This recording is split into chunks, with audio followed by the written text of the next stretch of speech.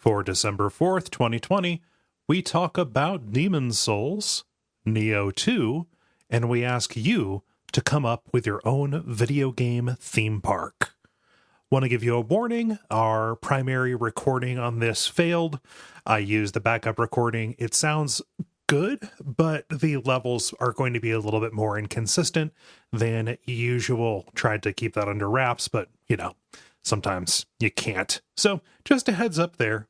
Yeah. So anyway, welcome to level 351.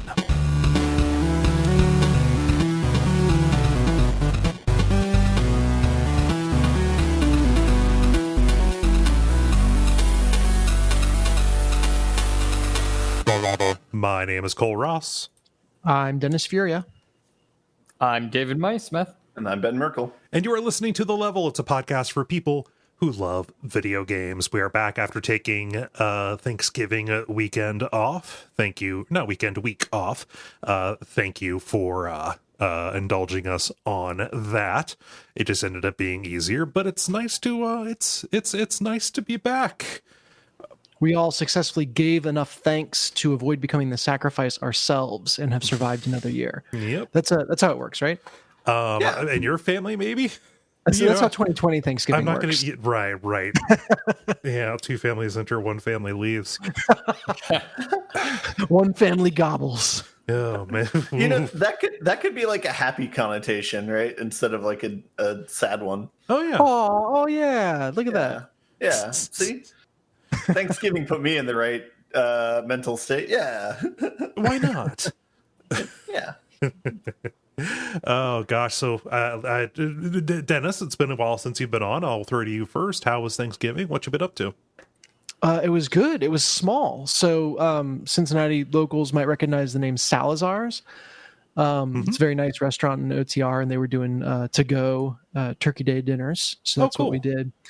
And we got two of their, it was like a prefix menu where they have, a bunch of sides and courses and everything all together. So we thought we were getting a ton of food. And we just ordered for me and for Jen. Cause we're going to have so much that the kids will just eat off of what we got. Right. And it was really good food, but really small portions. Oh, okay. And it was like at the beginning of the meal, I was a little disappointed because oh man, I'm going to, pig out on corn pudding and stuffing and green beans, mashed potatoes, all this stuff.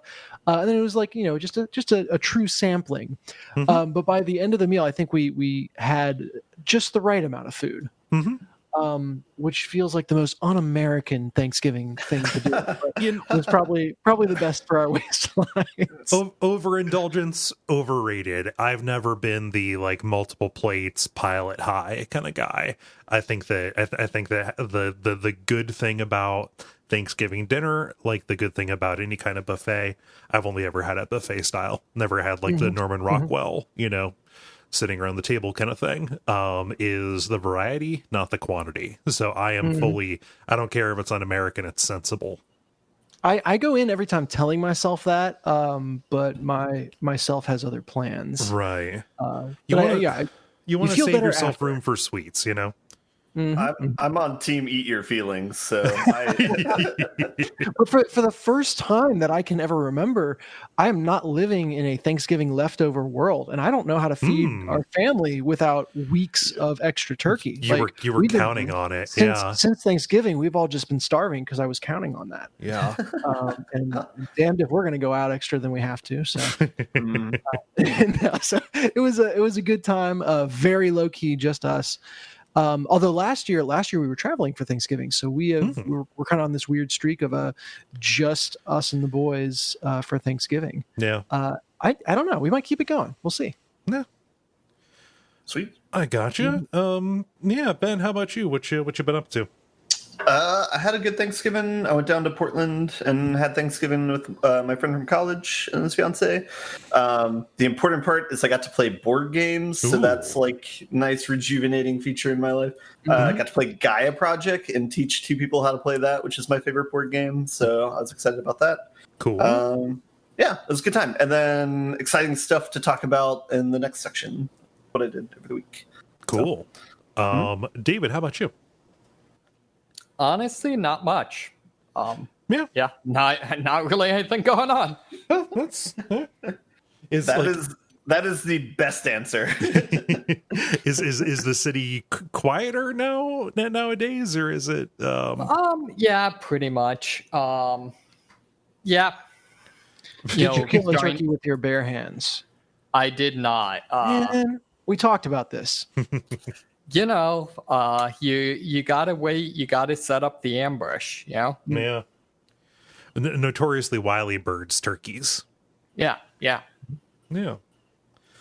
I don't have very much going on. I feel a little bit embarrassed. Like, we had a family Thanksgiving, but that is a story that makes me angry. So I don't know that I want to relate it. I told it on a stream. Basically, some of my family members are dicks and not taking this seriously. So still waiting to see if I'm getting sick. So there we are. Other than that, though, it's been fine. I've just got my cats in the room here. I had to open the door because Dottie was scratching at it.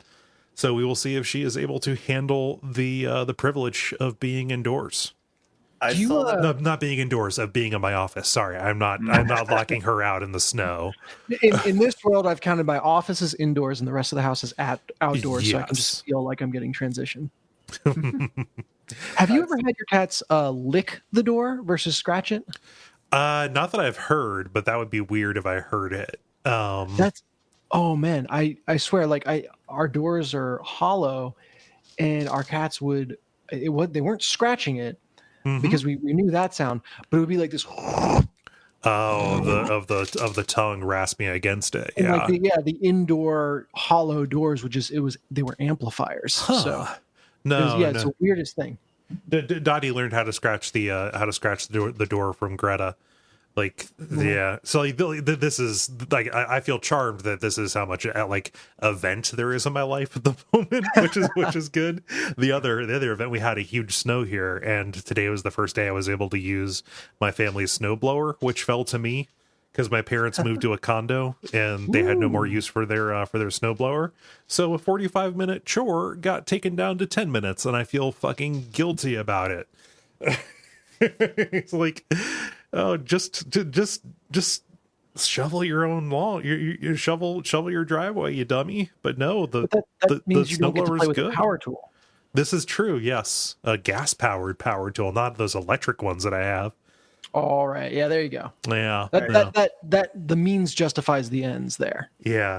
I had never used one before, and I didn't know that like you've got like a chitty chitty bang bang, or like that weird soda car that Willy Wonka uses at that one point in the middle of the movie to go like 10 feet. Just like there are all kinds of like cranks and toggles and stuff like that, and I didn't realize that when it the gyre at the front breaks up the snow and it shoots out this thing at the top. I didn't know how much granularity you had to aim it. I thought, okay, well, I'm just like at the whim of this right here. If I'm getting snow blown, so you didn't crank the shoot around. So yeah, I didn't crank the shoot around. I ended up blowing snow that I had already blown, and a lot of the snow, because I didn't like trim how high or low it would go, it went straight up in the air and blew back in my face. I was like, nobody that I've ever seen doing this has as much trouble as I am having. And then I paid closer attention. I was like, oh, this thing, like I have like total control over this. So noted for the future. I'm sorry, man. That blows. Oh God, did my boo. 3-time dad coming over the dad jokes.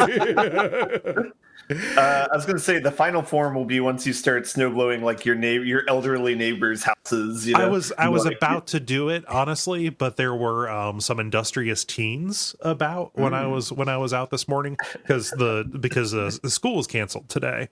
And they were going around and they were shoveling other people's driveways. I did not want to do for free what the teens were going to do for money.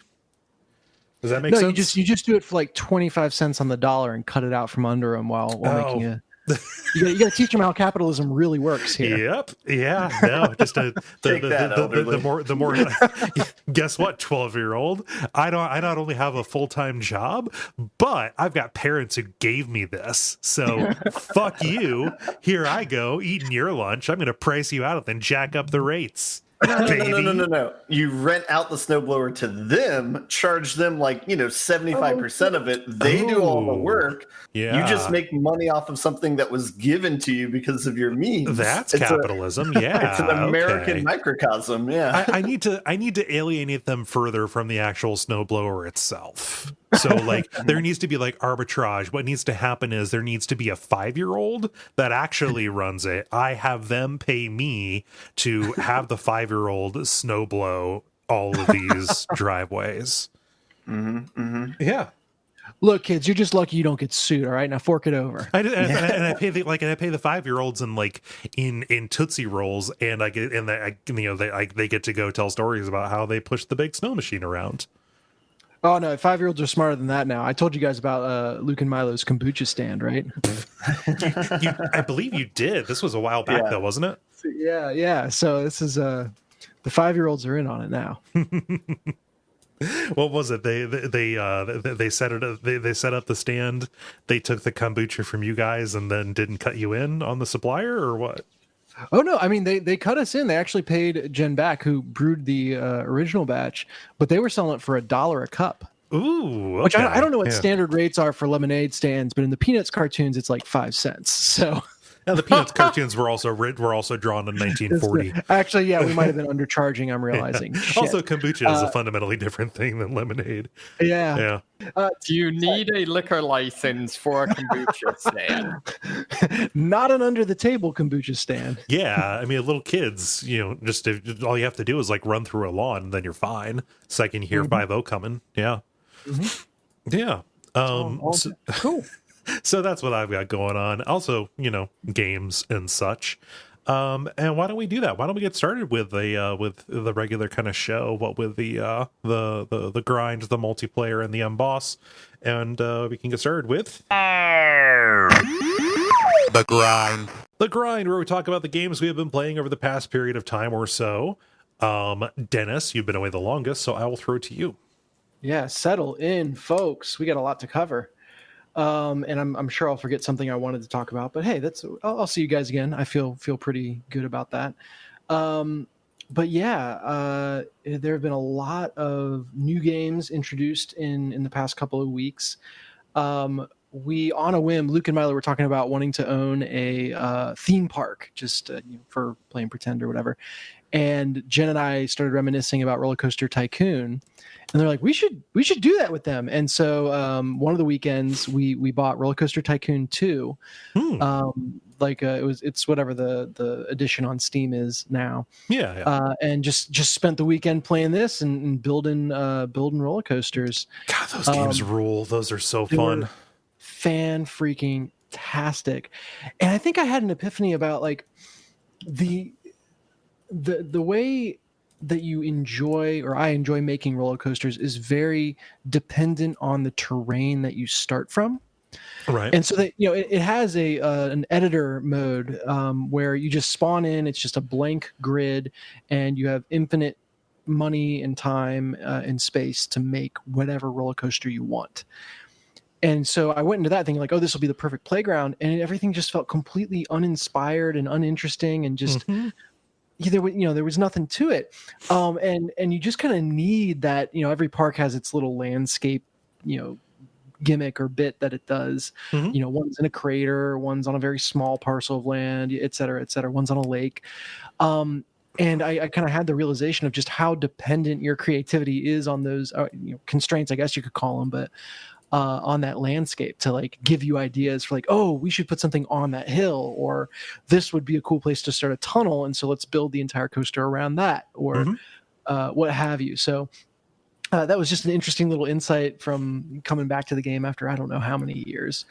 That's especially true. I mean, even in city builders, right? You would think, okay, if my map is nothing but green land like in SimCity or whatever. I can build whatever I want, but like no, like the river and the mountains, like it gives you it gives you inbounds and out of bounds, right? Yeah, what I want is problems to solve. Yes. Yeah. Yeah. In that case, it's a good time to be alive. but that's interesting because you guys engaged with it more on like the coaster design. Were you actually like running a park and like trying to like make a budget and building a roller coaster within that budget, or were you using it as like a roller coaster design and testing kind of thing? So where we wound up going was we would just go to the beginner parks, which usually have pretty attainable goals. And building roller coasters in those at the same time as just kind of doing all the little thrill rides and stuff. And the kids were down for like the overall park management thing. Like they were excited about the idea of like, this is our park in general. They're like, oh, put a carousel over here and stuff like that. But we definitely spent most of the time on the rides. It did lead to that weird thing for anyone who's played the game where you get 99% done with the coaster, but you're out of money. And so you just have to sit and wait for someone to go through your gates and pay tuition or pay tuition. Oh my God. We're going to school on these roller coasters. It's a college coaster, everybody. Oh man. No, man. You get off it and you go ahead. Still less exploitative than student loans. Yeah. And you throw up just about as much. Yeah. I love that. Oh my God. I love the idea that it's a $30,000 coaster. You're on it for 4 years. Sorry. So you decide you want to ride a different car halfway through, and then you have to haggle over what pieces of the car transfer. Yeah. So my understanding of Roller Coaster Tycoon is that the point of the game is to make roller coasters that like launch the cars into space and crash spectacularly and see how much you can get away with. Okay, so the last time we played, I tried. And I chose wrong and I wasn't able to do it. And I've forgotten there are only certain coasters that can run in like a launch out and back mode, where you are able to, end it without completing the track. Like certain coasters are meant to do, like you just launch super high vertically and then it rolls back into the station. And I had chosen a coaster and worked on for all this time, this elaborate like death ride that was going to crash, and then there was no way to actually launch the car, and I was like, "Oh no. Man, yeah, I was going to traumatize you guys. Now we got to wait a couple times." Yeah, you have to do smaller proofs of concept before you before you take it out into a bigger, more elaborate ride. Yeah. But then they'll be on to you. Yeah. Oh geez, I'm still waiting. I don't know if this is a mod you can put in Planet Coaster, but are you guys aware of the euthanasia coaster? So I was debating whether to bring that up or not. Is it just like what I think it is? So I mean, it accomplishes basically what any of this would accomplish, the launchers and whatnot. But it was specifically designed like as an art exhibition, but there's a physics element to it. The idea being it is a roller coaster that has a very high hill at the start, and then it takes you through a series of progressively tightening loop-de-loops, subjecting you to 10 Gs for 60 seconds. Causing you to die from cerebral hypoxia. It's never been made, and obviously it's a very grim idea, but I love the idea of like, okay, I'm going to punch my ticket by buying the ticket to the euthanasia coaster. See, I feel like we don't need advanced engineering for someone to like die in extreme terror. Like we can do that much easier. We need like if we're going to say we're going to do euthanasia, which obviously a lot of questions with that. But like if we're going to do that, we need engineering to make it not terrifying, not to make it more terrifying. Okay, we have very different philosophies, my friend. Yeah, like euthanasia, if you could have like 1,000 spiders give you a hug to death, like that would be a nice happy way to go out. Yeah, right? yeah, just like going to sleep. Oh gosh, yeah. I was always a weirdo when it came to playing Roller Coaster Tycoon. I was less, I would like buy the pre-made coasters or whatever, and most of what I did was mess with concessions and see how few bathrooms I could add before it You started and causing Jen- problems. You Yeah. and Jen both. She was all about the concessions. Yes. But yeah, like the problem with custom designed coasters in the real game, which again, as we established, is the right place to build them, is the way pause works in Roller Coaster Tycoon 2 is you cannot build while you're in pause. So you need to make the thing in real time. Oh, weird. Yeah, which is just it's odd. And again, sometimes you're waiting for money, and so it definitely shows its age in some ways. But the two final thoughts for it is as you just kind of alluded to, Jen and I have nerded out on the business side way more than we should. And so at any point, we're making roller coasters for the kids, and then we're discussing, how long the advertising campaign should be to make sure we have good wear in. And, should we be charging 10 cents per go for the bathroom stalls? The answer is always yes. Uh-huh. And all that doing stuff. it European style. Yeah. But so initially after we played, Miles, can we play the train game again? Can we play the train game again? Ooh. And so finally I was like, it's not the train game, it's Roller Coaster Tycoon. And like, as cute as it was, I was going to leave it. He goes, okay, cool. Can we play Roller Coaster Typhoon? I like that way better. Okay. I like that. Yeah. Yeah, Alan knows I what's want up. to play this version where you're like trying to create a park during a hurricane. Yeah. So also played with it. Well, any other questions on Roller Coaster Tycoon 2? I want to shout out that the only time I played that game was when I was a kid at Jen's house, and I only tried to murder people with a coaster and then lost interest after I couldn't do that. Couldn't figure out how to do it. So the other game I've been playing with the kids, well, actually, I've been playing a ton with the kids, but one of the others is Pokemon. I've talked about that before. We are still at the Dragon Gym. Luke is still working up the courage to go and face the final gym, which he still thinks is the end of the game. Okay. And we've latched onto a new distraction, which is he's got a Snom, which is I think is one of the new Pokemon for this generation. It's super weak. It's like this little guy. But if you have to be best friends with it, and you need to level it up at night, and that's when it will evolve. Okay. And so there's like it's one of the most stringent arcane requirements for evolving a Pokemon in Sword. Does it communicate this to you? Because like in the past, that would just be something you had to intuit or find in a guide. Doesn't tell you fuck all. So we had to Google that. And then of course the ability to like know how good of friends you are with your Pokemon is completely arcane. There's one house in one of the cities that has a boy who will say something like, "Oh, you guys seem like really good friends," or like, "Oh, you could work on your relationship." And it doesn't give you like what that actually means. It just kind of gives you a vague sense of it. He's the vibe Don't checker. judge me, kid. Yeah. But what that means is twice now, I've thought like, because we go and check this every once in a while as he's playing. I've thought like the thing changed. I'm like, oh, surely that comment, I forget the specific language, but like that comment means we're best friends now. And so I'll be like, all right, Luke, tonight you're going to get to stay up late because night begins at like 8 p.m., which is his bedtime. But you're going to stay up late. We're going to do a special thing. We're going to evolve Snom. I get him all hyped because I was so sure it was right. And then it turns out we weren't enough friendship levels high enough. And there's another tier that we need to get to. How do you raise friendship? Do you like buy him treats, or is it literally just you do battle with him and he grows affinity? You have to battle with them and they can't die, which is not a good recipe for a 6-year-old playing the game. Right. So by friendship, you mean Stockholm Syndrome. Correct. Yes. Fortunately, there is an item that you can give them. I think it's a bell that makes you friends quicker.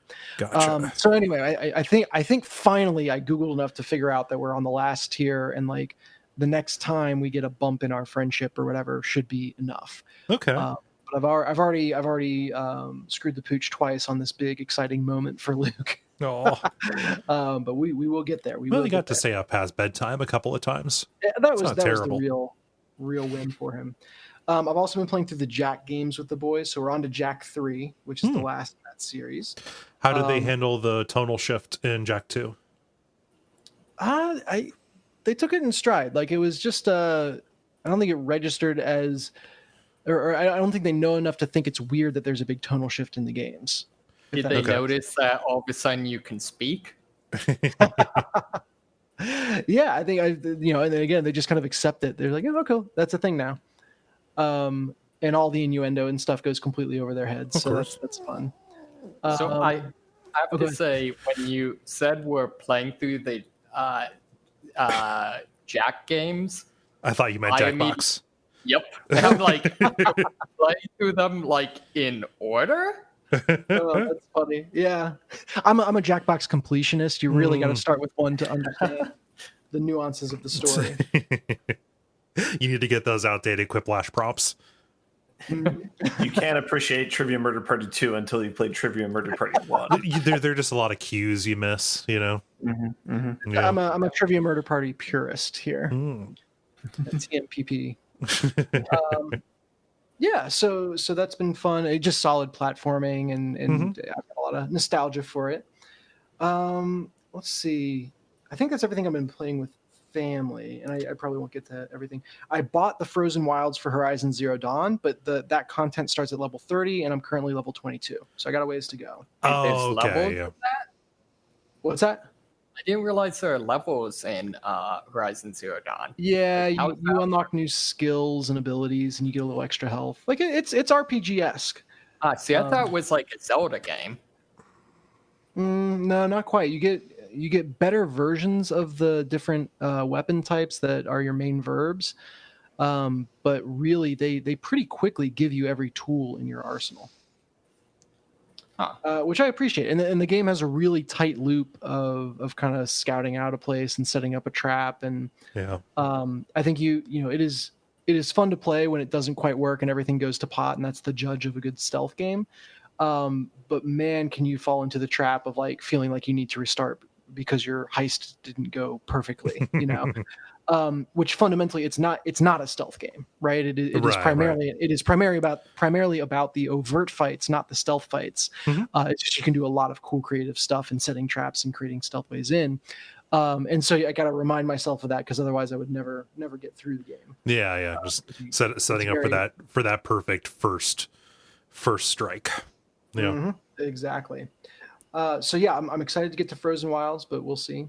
Still playing Squadrons, and that has been honestly, that's been probably 80% of my time. Yeah, that game is so freaking good, especially in VR. It's really good, and it's been on sale a lot over like Black Friday and stuff. $15 now. It's ridiculous. I think through GameStop. Where is it $15? Through GameStop. I don't know if you can get it online. It was $15 at Amazon, Best Buy, stuff like that.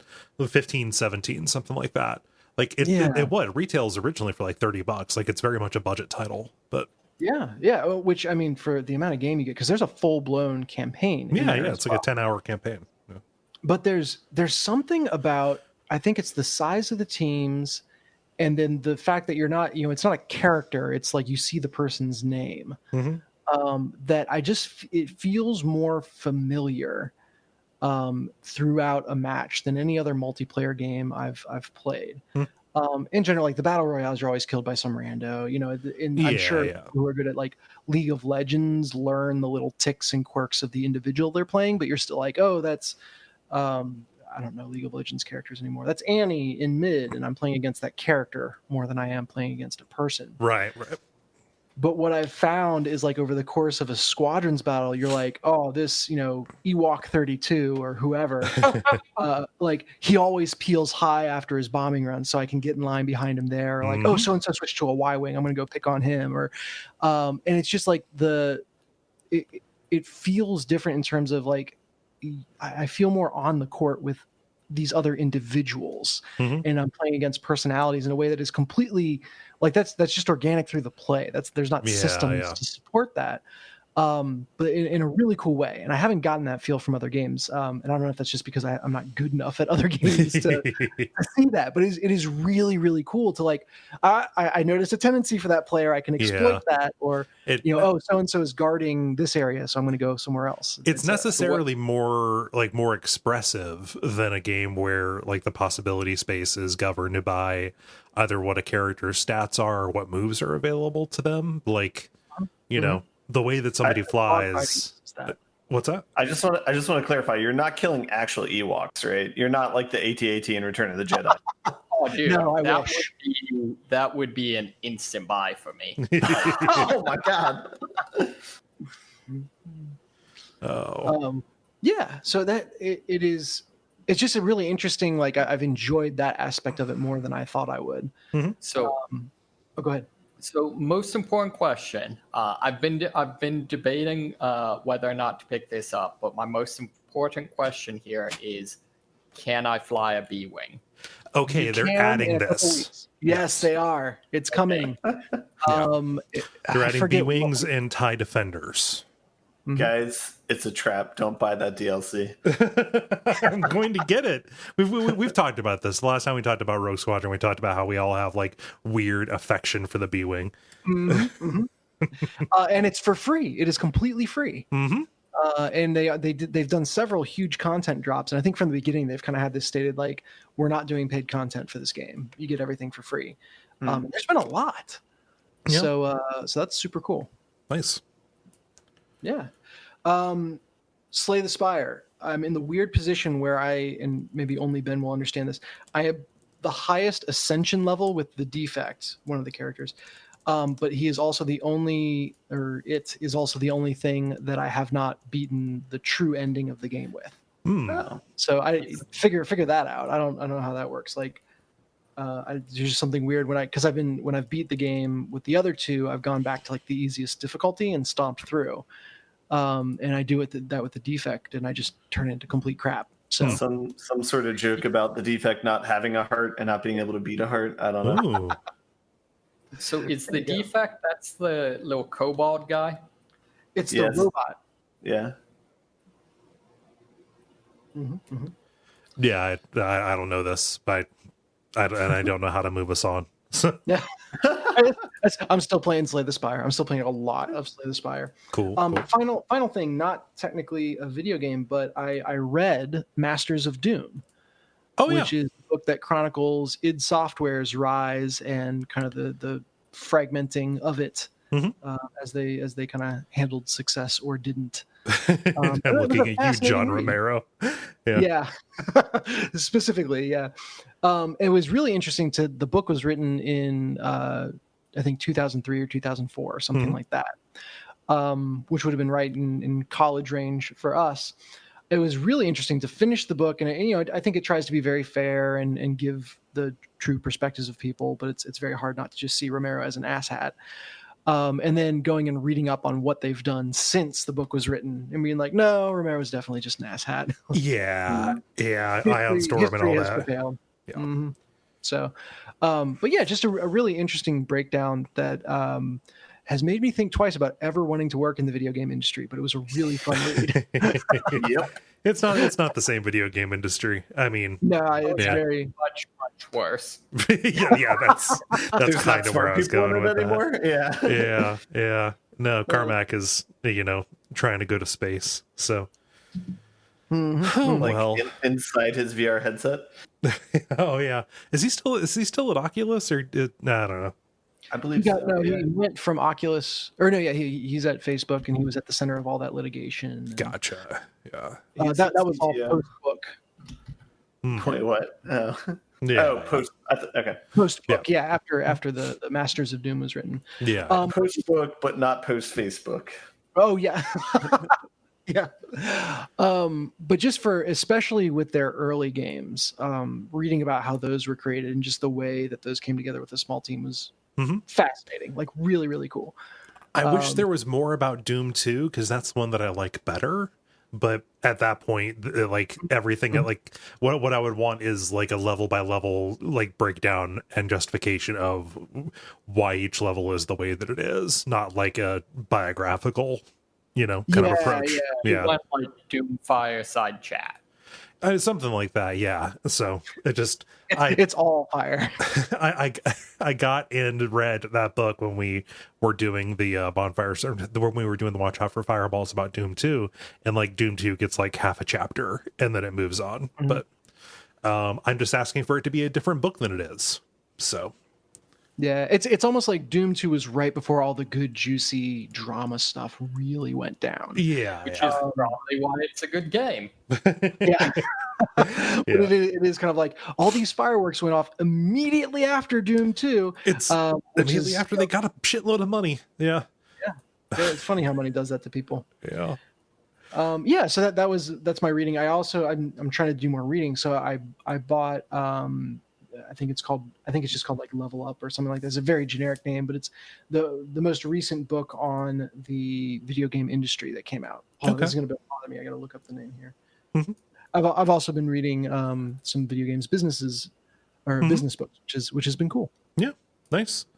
I need to read. Yeah, there's a ton of crap for you. Yeah, I need to read more. Whenever I'm reading, I'm happy. When I forget to read for a while, I get bummed out, and then I just need to make time for it because I know it makes me feel good. Whenever I'm reading, it's the news, and I am not happy. Yeah. Oh, jeez. I think I see your problem. It is interesting. It is like relearning the skill, not in terms of like being able to read, but like the first couple of times I'll come back and read a book after I haven't for a while. I'll feel groggy. I'll feel like my eyes are hurting. I'll be like, why am I feeling so weird reading? And then you kind of just get back into it, and suddenly you're devouring chapters without feeling weird about it. So yeah, I think it's just it's a muscle. I'm going to go next because I don't have an awful lot, but what I do have is new. So I got my PlayStation 5. Oh, nice. Yeah. I happened to be awake for an alert to come through, and I got it, and it showed up like, not terribly long. It was right around the time of the European launch. So I got that, and I got Demon's Souls, and I also have a copy of Miles Morales kicking around here. I have two games to talk about with the PlayStation 5. The first of which is Demon's Souls, and the second of which is not Miles Morales, but is Astro's Playroom. Cool. Yeah. Wait, is that what it's called? Astro's Playroom? That sounds right. Yeah. Okay. Yeah. Okay. It's the game that comes with the PS5. Which one do you guys want to hear about first? I want to hear about Wii Sports. Okay, let's Astro's Playroom. The pack-in that is apparently phenomenal. Yeah, it's really good. It's I've been trying to find like a way to tweet this, and I'm sure the point has been made much more cogently elsewhere. Which is to say that like this is the best Nintendo impersonation I've seen a company do. Mm-hmm. Sure. Not just because it is a 3D platformer that is like super charming and whatnot, but it is also like a demonstration of the capabilities, specifically of the DualSense 5 or whatever it is, the new controller, which is actually a really good controller. Even if every time the triggers offer resistance, I feel like I'm breaking them. Like I've had a controller's trigger crunch on me before, and that's never been good. And the fact that it is a feature now, still like that doesn't allay my instinctual sense that like triggers are supposed to move smoothly. I don't know. That is literally the case. Like people spend lots of money modifying triggers to make them pull smoothly. I mean, I'm thinking specifically on a controller, but like, yeah, but like it's a real fun 3D platform, and it makes me want to. I need to watch for it to go on sale. The Astro's Astro Escape Bot or whatever, the PSVR one that uses the same character. Mm-hmm. But Playroom. Anyway, sorry, back to this. It's a real kind of standard 3D platformer. You can run around and bop some stuff. you have the ability to do like a little like jetpack kind of move where your exhaust that comes out of your feet as you're hovering will destroy stuff. But like what's neat and charming about it, like is the gimmicky stuff. It is, when you hop into like a monkey ball or whatever, you hop into a sphere and you are flicking the touchpad in order to, move your guy around like a pinball or whatever.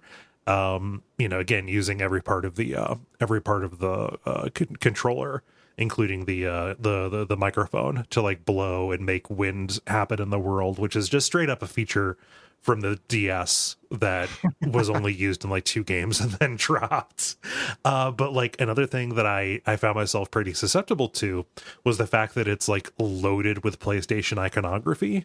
Like you'll go through individual like levels and then at the end what you'll get is like a fun little 3D model of the original PlayStation or like a PSP Go or something like that you can like move around and like monkey with and press a button to make it do different stuff, pop the CD hatch open or whatever.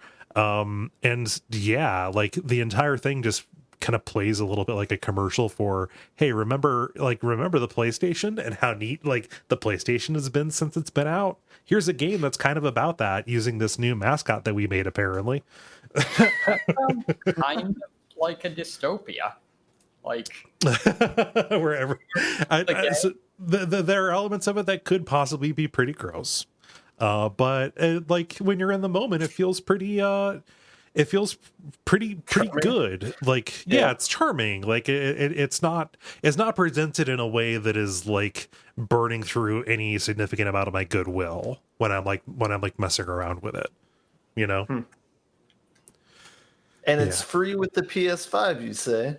Yeah, it's just included because like it literally is like a demonstration, not just of the the touchpad and the microphone and the resistive triggers, but also like I saw somebody tweet this. They said like Astro's Playroom is the Snozzberries Taste Like Snozzberries video game, where it's kind of doing the same thing that the Switch did with its HD Rumble, where like you could tell how many like ice cubes were in the glass, quote unquote, in the game by like wiggling it around, like how highly, just the specific kinds of rumble that it could do in like particular places. It is like the HD rumble or whatever they're calling it is like spookily like detailed and does convey what is going on in a way that is hard to like get across. But please believe me when I say that. Now, who knows if what good purpose that's going to be put to? To make your fingers tired. Yeah. But like, there's potential here, possibly, for it to be that cool. Should be the tagline for like every Nintendo console. There's potential here. Oh yeah, but yeah, it's neat. It's neat. It's short. It's, pre-installed on your PS5. I would recommend playing it because I thought that it would be just like a shitty little tech demo, but it's actually a fun, it's a fun platformer that is, that serves the role of a tech demo in a very Nintendo kind of way. I have to say, when you said like, this is the imitation of, Sony imitating Nintendo, I had to think, you mean because both companies hate their fans? No, any other questions about Astro's Playroom? That sounds good. I'm glad you enjoyed it. Yeah. Demon Souls, boy, it's Demon Souls, and that is a good thing. Demon Souls is a very profoundly strange game that has an awful lot of like quirky systems and things, world tendency and whatnot. And I was a little bit skeptical that they would reproduce it, but boy, this is Demon Souls. To the point where like I had very recently played Demon Souls on stream, here earlier this year. I had done that, gone through and done like a weekly playthrough of Demon Souls and moved on to Dark Souls, etc. So I kind of feel like my tank is a little bit empty for Demon Souls as it, you know, as a game, because I had played it so recently. However, as a visual showcase, you know, I talked a little bit about Assassin's Creed Valhalla last time when David brought it up, because that's a game that I got to, you know, run, you know, to run on my Xbox Series X. That feels like, you know, a late generation, you know, PlayStation 4, Xbox One game. Not to put too fine a point on it, but it was very obviously designed, you know, with those systems in mind. Demon Souls feels like it was designed for every bell and whistle that is possible on the PlayStation 5 specifically. Right now, specifically visually. This game looks phenomenal. There are some like design changes that they made to particular enemies that you can kind of take or leave. You're going to dislike one and you're going to think another one's cool. So that kind of comes out in the wash. But like sitting and looking at this move as smoothly and snappily as it does in 4K on a high definition OLED TV, like a TV that I got specifically to take advantage of these new consoles.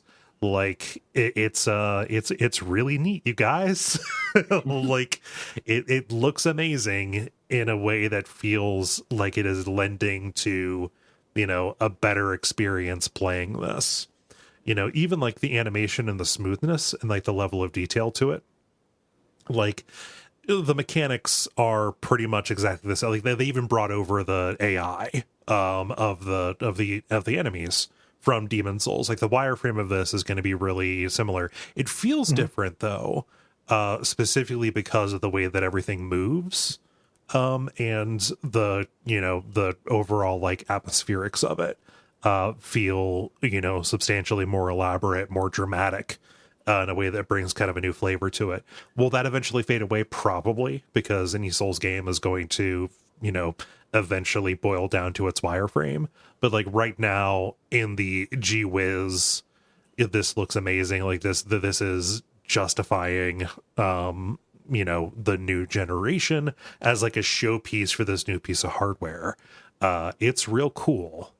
I don't have an analysis that's much deeper than that, because I've talked Demon Souls to death. In my opinion about Demon Souls itself has not changed, but like I want to go around and like sightsee in these different areas and like mess around with photo mode, because this is very lovingly upscaled, very lovingly kind of like repainted over.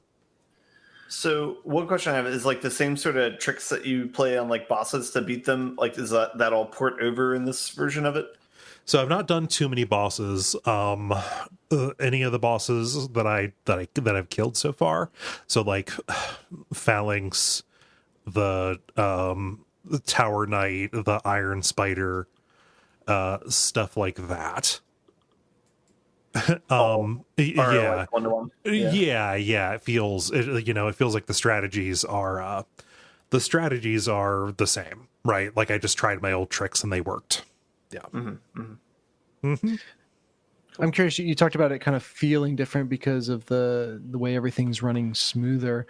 I'll be very curious if like, does that literally get down to the level of like counting frames for backstabs and stuff, or is it just a general kind of more of a general sense? I don't know. Like if like backstabs and a lot of like even just attacks feel like far more impactful. I don't know if that is like camera tricks and sound effect tricks and even the rumble that are making it feel like it's different. Like the backstab like angle feels wider than it is, and the riposte window feels wider to get those critical hits. That could just be because more is being communicated by the animations. Is it Demon Souls or Dark Souls that has the basilisks? Dark Souls. Okay. I'm gonna say that's the model I want to see in like ultra high res. Same. They're tiny little eyes. Hidden. I'll be really interested to see all like the inevitable teardowns of the new models that are going to happen. It's already happening. Like you can go and find comparisons on YouTube and stuff like that. and any number of people on Twitter grousing about how they changed this or that. Yeah. So PlayStation 5. Neat. Demon Souls, neat. I'm excited to dig into more. I really want to play some Miles Morales. Yeah. Is that one more for Demon Souls, like the rejuvenated fan base and everyone kind of playing at the same time and having the multiplayer aspect again has to change things. Yeah, it's real neat. The last few times I did play through Demon Souls, it was a real ghost town. Here you're seeing the ghost flit in and about. Like, it does feel like it must have. It does feel like it must have in the earliest days of Demon Souls on the PS3. So you're saying now that it's not Ghost Town, there's more ghosts? Yes. Yeah. It went from a figurative ghost town to a literal ghost town. Yes. Yeah. I really want to get to the old monk boss fight to see who gets summoned in for that, because that'll be fun. And also the old monk boss fight has some of my favorite aesthetics in the series, and I hope that they didn't fuck it up. Nobody spoil it for me if they fucked it up. Yeah. So I've not done too much with summoning, but yeah, the you can see the presence of other people, and it does feel more like you've got more camaraderie going on, even if it's just bloodstains of people who are doing worse than you. Yeah. Let's see, Ben, how about you? All right, I got a couple things. I'm going to go in chronological order because that might be fun. So after Thanksgiving, the day after, I went to a friend's house and did VR for the first time. Ooh. Or like more intensely for the first time. They had a index set up, and so I got to try that out. The first game I tried out with it was Phasmophobia, but in VR. That game made me sick, but it was fun. Which game? I'm sorry. Phasmophobia. Okay, yeah. That's when you're like free walking around. Yeah. So you use a joystick to like move, like front, back, left, right sort of thing. Yeah. And I think that's the thing, is there's not as like teleporting aspect to it, and which I later found out it eases a lot of the motion sickness that you can get. Yes. The other thing is, with Phasmophobia is like small things like opening doors is pretty cumbersome in VR compared to the game proper. So like you have to click like directly on like the doorknob to be able to like access it. They also have like part of the controls is like how hard you squeeze the controller is how whether or not you're holding onto an item or not. And so so if you accidentally like loosen on the grip a little bit, you'll just drop the item, and you might not know that until like you're halfway down the hallway and you're like, oh shit, I gotta like turn around and figure this out. So that was kind of like it was an interesting experience, but it was kind of like a disappointing entry into the VR situation, because I literally like had to stop playing for like 20 or 30 minutes and like get a glass of water sort of thing. Yeah, I think it's a more realistic portrayal because as is always true of Ghost Hunters, you are playing completely high. So wandering down the hall and be like, oh shit, drop my flashlight. Kind of. Anyway, so I'd recommend playing that game regular instead of VR, probably. But after I got over the motion sickness, I played the hands demo that Index has, where it's just short, like 5-10 minute demo that Valve made, and it's just showing you basically how to use the controller. And so it's in the world of like Portal, where these like orb personalities are coming through like one by one and talking to you about things. But it just teaches you just do basic things. So if you play a game of rock paper scissors, you'd give a firm business handshake to one of the robots, that sort of thing. Yeah, that was fun. That was cute. Easy to get adjusted. And then the big thing that I moved on to is I played the first few chapters of Half-Life Alyx. That was a lot of fun. That was it's really crazy cool. amount of fun. Yeah. Did that have the same movement problems that Phasmophobia did? It did not. It has multiple ways to move. So you can use the joystick if you want to like move the same way as Phasmophobia. But they also have on the other joystick, if you like move it back, it'll appear like these feet, these like colored feet, and that'll like move to where you point them. And if you let go of the joystick, you'll teleport to where that is. Yeah. And so that's a way you can just quickly like jump through and kind of blink through the levels if you want to. that makes it a lot easier, essentially. That's the only way I can play. Like any kind of move around with the stick is no go for me. Yeah. That's so interesting. Because I find teleport more disorienting. Interesting. The first 30 minutes, I was just in the starting room, just playing around with everything that there's to play with there, which apparently they say that on the commentary too, is a lot of people will spend a tremendous amount of time in that area before moving on, and then kind of ramp up from there. Yeah. But you kind of want to experiment with everything, everything you can kind of touch and interact with. I was trying to see the limits of it, so I grabbed a pitcher, and there's a radio that you can lift the antenna up on, and I was trying to put the pitcher through the antenna and see if it would hold or not. It doesn't. Yeah. But you can throw all the shit off the balcony that you start off on, and some things will be interactable if you do that. Other things won't. I chucked it really far away, and they're pedestrians, but they didn't react to bricks falling right next to them. So slightly saddened by that. Just regular life in City 17. It's fine. I guess so. Yeah. What did you say? That sounds about right. Yeah. Yeah. So that was fantastic. That kind of won me back over because after I played Fast and Furious, man, VR, this is all hot air. I'm not going to get this. But then after playing Half-Life Alyx, it's yeah, I can see why people would want to get this, especially to play this game. Yeah, it seems awesome. We switched off, so I played a couple chapters, and Perk played, I think, one chapter or two. Yeah, it seems like an extremely well-designed game. Did you get to do any combat? Have you messed around with the gravity glove or the pistols? The last chapter we did had the first combat that you do in the game. Gotcha. I don't want to say too much about it, but yeah. It's just really good, and the graphics look good. Even the computer we were playing on wasn't the highest end computer, but it still looked really good. And the thing that's really cool about the VR that I didn't know about it ahead of time is you map out the space that you have for the index, and so once you start to butt up against that, you get that in game. It'll show the dimensions of the room to warn you, hey, don't go forward anymore. You're about to hit something. Conversely, it feels extremely weird if you're in game and your character's right next to a wall, but there's not a wall in real life. And your arm's just going through it. It is the creepiest feeling. You're no, this doesn't compute. Just trying to lean on it. Yeah. So what are you doing? Whoa! So that was a tremendous amount of fun. I think there was one other VR game I played after that was called Diner Duo VR, which is just a short game. The cool mechanic about it is it's a multiplayer game, it's a 2-player game where one person's in the VR and one person's out of the VR. Okay. And it's like Nintendo make food orders for people. It's Overcooked as well. So the difference is the person in the VR is the one who's making hamburgers specifically is what you start out with. And the other person is just using a controller to walk around the restaurant and get people's orders. So there's a communication there where it's the person walking around and the joystick will be okay, this person's ordering a number 3, this person's ordering a number 1.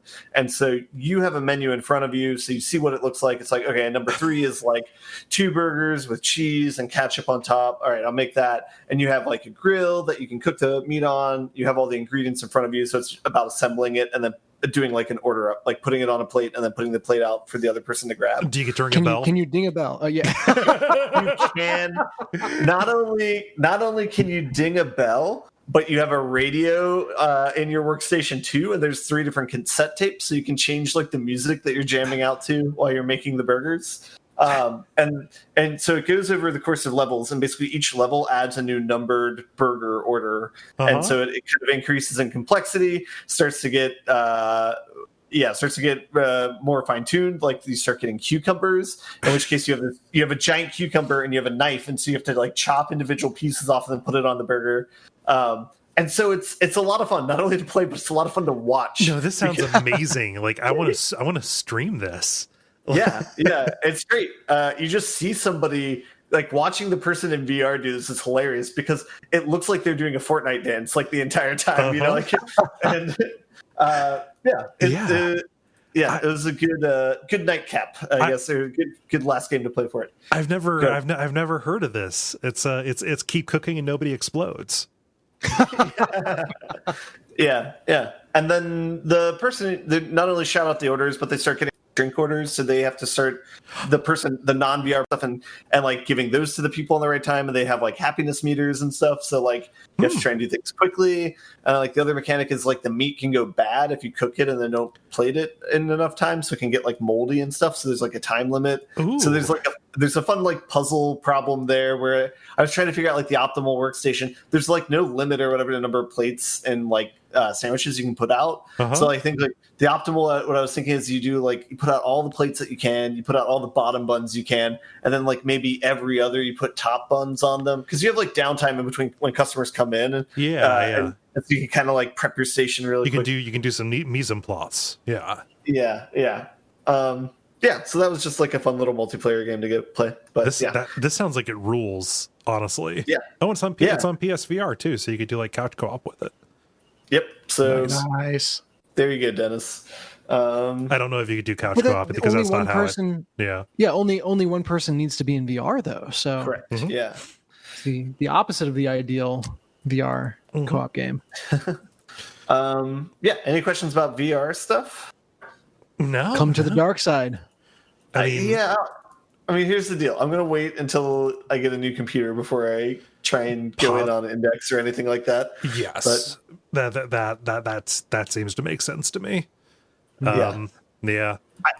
I guess my review of the Index is it's a lot of fun, but I would not get it unless I was okay with spending $1,000 on a toy, if that makes sense. So like it's a lot. It's a lot. Yeah, if that's like your bank account, don't buy an Index. That's not worth it. If you just, I don't know, if somebody left you $1,000 in a will and it's just like free money, or that's like a tax return or something, maybe if that's this made like, who knows if this is heresy or whatever, but like I've played Half-Life Alyx, and that's probably one of the most demanding, at least like from an interface perspective, VR games that's out there. I'm on an Oculus Quest, which is a $300 headset that also works independently of a computer, and all you need to do is get a cable to plug it in, and it acts like an Oculus. And a Facebook account. What's that? A cable to plug in and a Facebook account. Yes, you also need a Facebook account, so that makes it harder to recommend. If you're okay with that, it is, I think, a perfectly satisfactory experience in a way, in a way that probably I would consider looking at what the Oculus Quest, or I guess the Oculus Quest 2 is capable of now, as opposed to looking at the Index plus computer. Yeah. Right. Yeah. Yep. Fair. All right, I still have one or two more games to talk about. Okay. In my non-IRL, my non-VR life, I guess. I played a tiny game called Pedestrian. It's a puzzle game. I haven't finished it, but it's kind of fun. Presentation's really good on it. Another game that's like basically made in Unity and is very recognizable in that sense, like some of the other games I played in the past few weeks. But it's a puzzle game that's in a 3D world, but all the puzzles are 2D elements of it.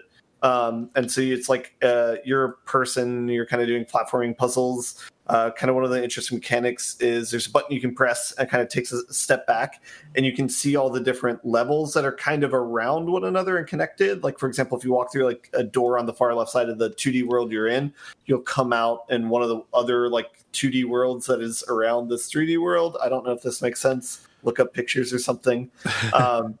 But one of the mechanics is you can move around the different like 2D rooms or puzzle elements to them, and you can draw connections between them, so you can make your own connections. And that's kind of the part of the puzzle element of it. And so it's like, okay, if I make this left door connected to this right door on this like thing, then I can get through this way and get to the exit.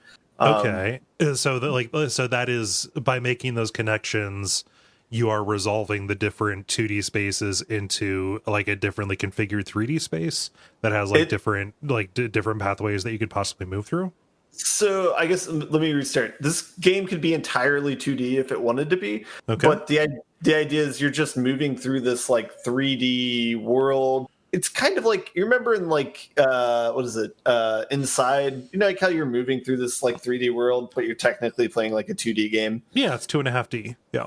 Yeah, it's kind of like this, except for instead of it being a straight line like Mario type game, it's just a bunch of independent little puzzles that you'll move through a 3D world and it'll just zoom in on what the puzzle is. You do a puzzle and then you'll like move to the next one. I don't know if I'm describing it well or not. Just look it up. It's called The Pedestrian. That'll be a lot quicker, Yeah. I think, than any explanation I can give. Anyway, small, cute little game. I'm still going to play it. I'm still going to beat it. Mm-hmm. I'm going to move on from there, though.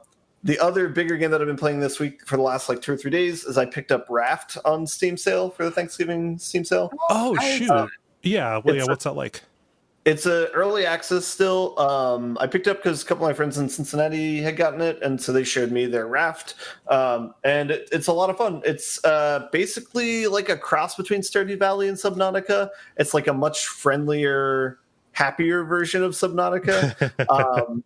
Not saying that Subnautica is bad or anything. It's just like a different like tone to that type of thing. Right.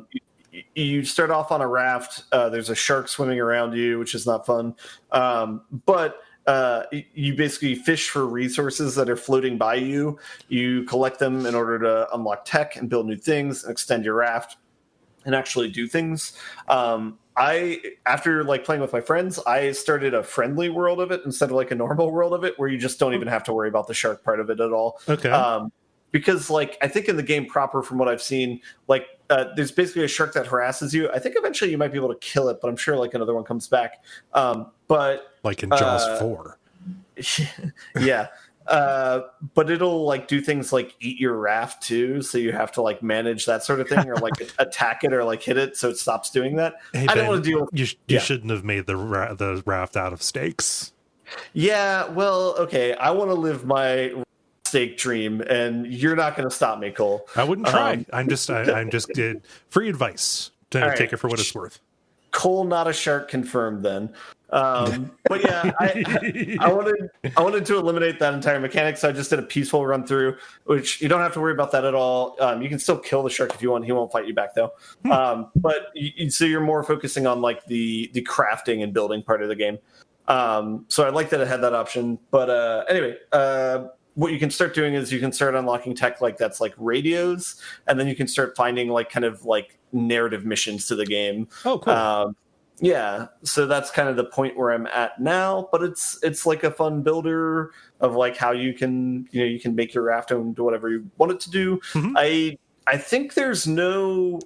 don't think there's a limit to like how like high you could build as like high up as you want, pretty much. I tested this by building like a giant tower with a ladder going up on my friend's boat, where it's like I'm trying to think of how to describe it. There's a giant mountain island we went to that was like, I don't know, in real life, maybe a couple thousand feet or whatever. And I built a tower on their raft that went about halfway up of what the mountain was. Okay. So you can climb up the ladder, and then you can kind of get a good vantage point and see where the mountain is. So that was like a lot of fun. Will it always float? Or are you just building it straight up so it doesn't capsize, it doesn't fall over? Yeah, it doesn't mess with that. As I said, it's like a very fun version of the game. It's not like it's very, it's allowing you to be creative. It's encouraging you to be like that sort of creative. Yeah. There's like simple physics of like, it's a little restrictive on like to build a second floor, you have to have like support posts. And so there's like a mechanic there. So it doesn't give you like complete freedom. It's not like Fallout 4 in the early days of the building system, where it's like you have an entire floating metropolis held up by like a toothpick that on like one corner of it. It's not like that, but so I got a lot of affection for this game. That's kind of like, I'm like, after we get done recording, I'm going to go back and play that. Nice. Yeah. What's the early access aspect to it? Yeah. So they just released, I think, what they called like a Chapter 2 update last October. So I think that's kind of extended parts of the game. I think with that update, they've added like cities that you can go to. I know I've seen this game played like maybe 6 months to a year ago, and I knew at that point they had like islands that you can kind of come across. I don't know at what point they added like these narrative checkpoints. I know in the in the very early stages of the game they had like a few different narrative things you could go to, and that was it. So I'm not really sure of like the complete development of that, of like how much more they're going to add and where it's going to expand or anything like that. I just know the thing that they added recently are like really big islands and cities. The really big islands have bears on them. You can kill bears. Cool. Yeah. I mean, after sharks, that's not even going to, move the needle. One of the charming things is after you kill an animal, you get a head of the animal that you can wear as a hat. And and this does not sound as brutal as it sounds as I'm describing it. Like a shark head is adorable on a person as they're swimming in the ocean and like jumping out of the water. And like from your perspective, you see like the teeth in the frame of your first person view, nice. Of like the shark head you're wearing. You can do the same thing with bear too. It's cute. Yeah, I don't know. So this is it's an interesting like base building type game. I don't know. I like it so far. Good to play with friends. Nice. Yeah, that has popped up on my algorithm here every once in a while, and I'm always intrigued by it. I should probably just pull the trigger. Yeah, I had seen this again. I had seen some other people play it like 6 months to a year ago. I wasn't like as interested then because it seemed kind of limited, and I think to be fair, it was more of like a tech demo when it first started, like very early on in early access. Yeah. It seems to be more of like it has a good like tech curve right now, where it's like you start off with like no autonomy over your raft; it's just floating, and you can try and jump off and grab resources on an island, but your raft just keeps floating, so you got to like swim back and catch up to it, otherwise you'll lose it. You have to like develop the tech for an anchor then. Yeah, exactly. Well, yeah. The first thing that happens is your raft will eventually hit an island, and then it's like, well, now you need to get a sail or something to like redirect where it's going because you're stuck otherwise. Can you just be like, nah, this is my island now? You can, but you can only do so much. There's only so many resources. Yeah. But then after that, yeah, like as you're saying, like you can get kind of like a temporary. It's just a pail of rocks that you can kick off the boat to hold it down, but you just detach it. It's not like reusable. Yeah. So yeah, you work your way up to getting a reusable one. So it has a good upgrade curve to it. So I'm trying to get at, but yeah. Nice. Yeah. If you get it, let me know, and I will happily join your raft. So, yeah. Cool. That's all I got. All right. David, how about you? So I picked up for one of the holiday sales, I picked up Nioh 2 for PS4. Oh, cool. Ooh. So some wait, I think their name is Team Ninja. No, I was on our Slack, the person that recommended it, Nick, I think. Okay. He's a good salesperson for this game. So and it's been helping me understand this game, because this is by far the most complicated Souls-like game I've ever played. It's following very close in the... I mean, did you play Nioh 1? Yeah. Okay, much more complicated than Nioh 1. Wow. So, like, Nioh 1 crossed a little bit of a Rubicon for me by adding the different stances for the different weapons and stuff like that. That was an awful lot to keep track of, along with, like, the different kind of, like, riposte and parry timings that you had. Sure. Yeah, it was just it was too much for my dumb hands because they're made of just lousy meat. So they still have the stances. They've now added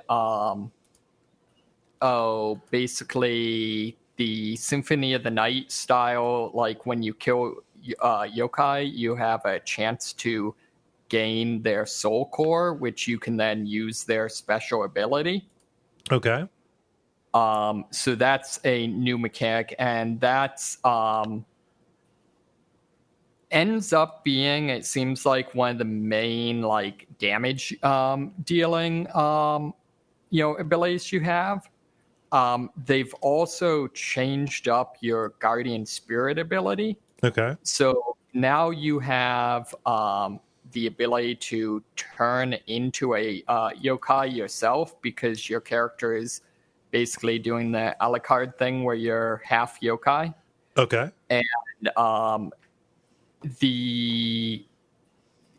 there's 3 different types. There's basically a what they call like brute, which is the general like slow and smashy. Okay. Feral, which is a lot of dash attacks and focuses on dodge. And then I forget what they call the other one, but it's basically focuses on the block mechanic. Okay.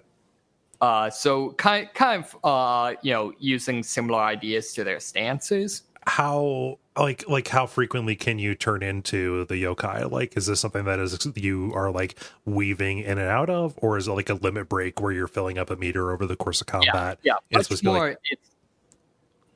much more the limit break. Gotcha. You're filling up a meter, and it would happen.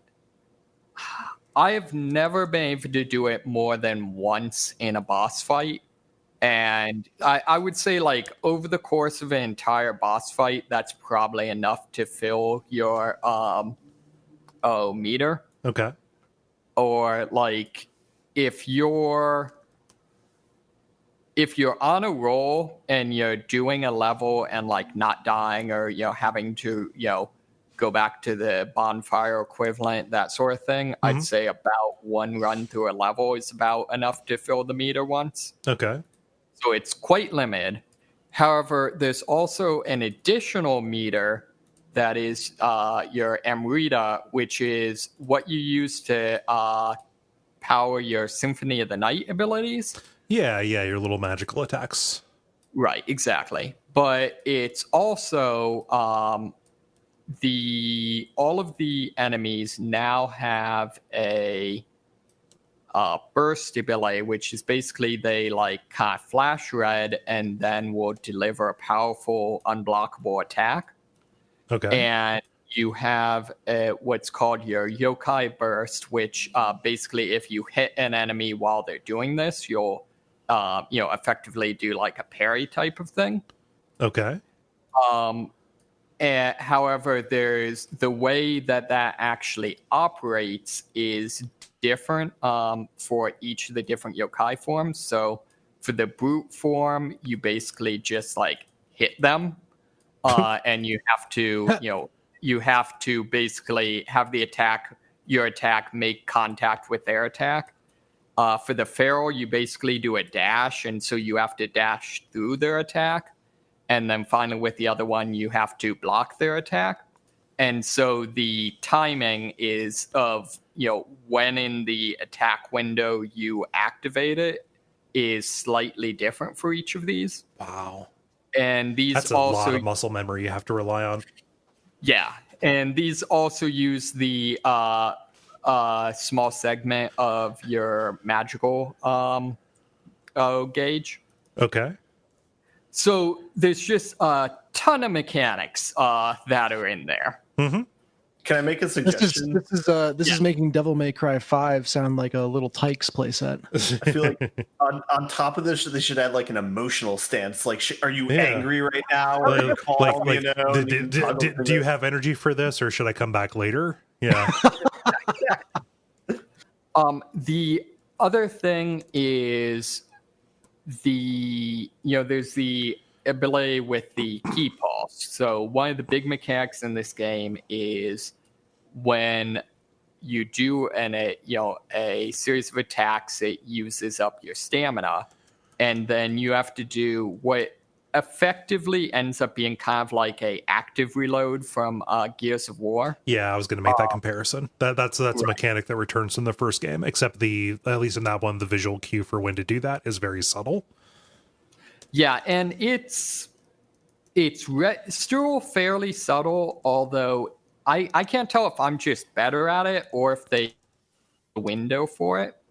Okay. I'm not sure, but yeah, that's very important. So basically, if you do that perfectly, you'll basically instantly regain all of the stamina you Yeah, all the stamina you expended for the combo.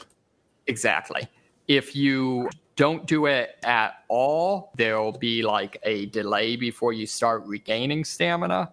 And if you do it not perfectly, you'll still have to wait for it to charge, but the delay will basically start immediately. Okay. So the good thing is, like, even making an attempt at doing it makes you much more effective than just not doing it at all. Okay. Finally, the other thing they added is all of the bosses have, in the previous game, there was the yokai realm. So certain attacks from the demon enemies would create this kind of pool of dark energy on the ground. Mm-hmm. And if you're standing in it, your stamina recharges much slower. Yeah.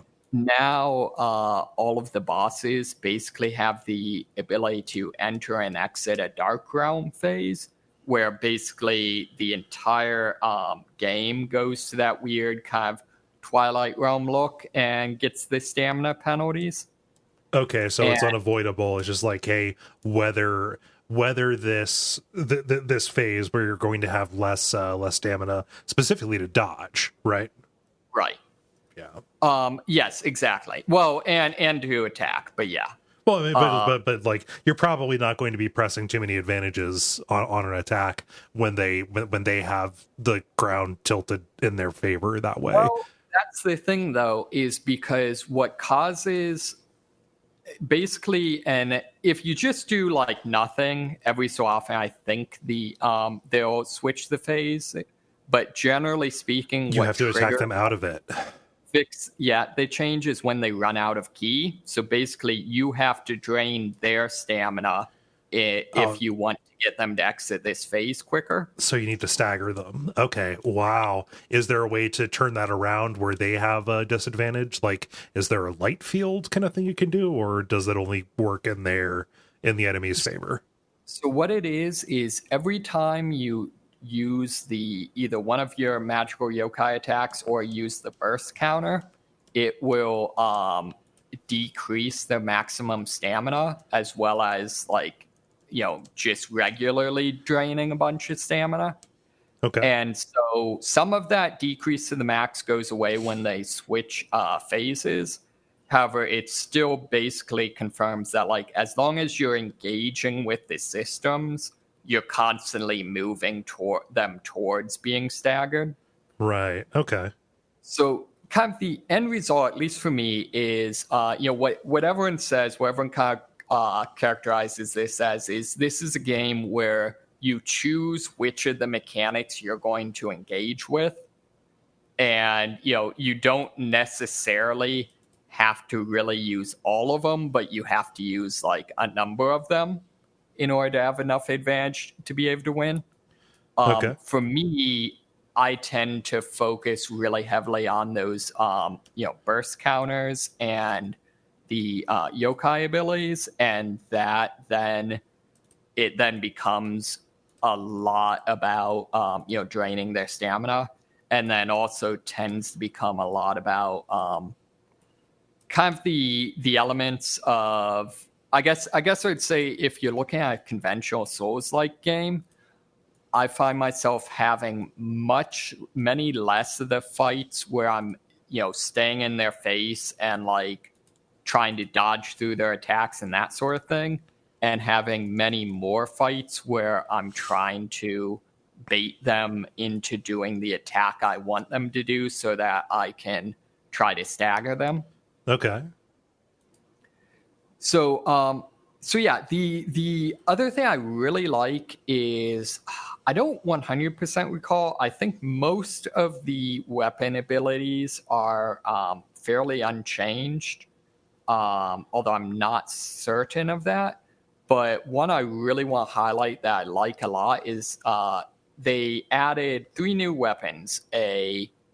One is basically the bone spear or whatever from Bloodborne. So it's a weapon that can either transform in, I think it's like in high stance, it's a spear, in mid stance, it's a scythe, and in low stance, it's the cleaver. Okay. They also added a weapon that's a staff that's actually like 2 sticks, that can either detach or, be together. And I feel like those are the ones that get all the attention. But the one they added that to me, I think is actually the coolest, is the dual hatchets. And what's interesting with these is if you hold down in any of the stances the strong attack button, you'll charge up and then throw the hatchets at your opponent. Okay. And you have unlimited hatchets. It just ignores the fact that like how it is you throw the hatchet and then like also have it in your hand. Don't worry about it. Yeah. So Don't pull on that string, please. Exactly. Yeah. But one, it's interesting just because like you have, a ranged weapon in a game that is, basically melee focused. Yeah. But even more interesting is initially that it seems like it's going to be either A, like, oh, this is what I'm going to use to cheese enemies, and you definitely can. Or, B, like, okay, this is like some gimmick that, like, I don't know, sometimes I'll use. But what's interesting is once you start unlocking the ability for the active abilities for this weapon, they all revolve around this. So it's things where it's like, oh, you do a Bloodborne style like strafing dodge while throwing the axe at the enemy, or flip over them and then throw an axe behind you, things like that. Yeah. So it actually builds the entire weapon around this sort of like semi long range, semi melee type of thing. Yeah, it sounds like a really different way to engage with Nioh. Like everything. I mean, one thing that was frustrating about Nioh was there were bosses. Like there was specifically one boss that was primarily a ranged fight, but the only range stuff you have was like a shuriken that did nothing, and then like magic skills that you had no reason to train or discover up to that point. Yep. Yeah, so actually having a way to like make you mobile and having the ability to engage at range sounds baller to me. Yeah, and I think that's definitely the case. I also think, Grant, you are right that a lot of the new mechanics can make the game very complicated and busy. But at the same time, I think they make the gameplay much more intelligent, and in some ways, kind of intelligent in a way that Soulsborne games typically aren't. Can you define intelligent for me? Yeah, in that there's a lot you can do with building your different skills to set up synergies for how you want to play.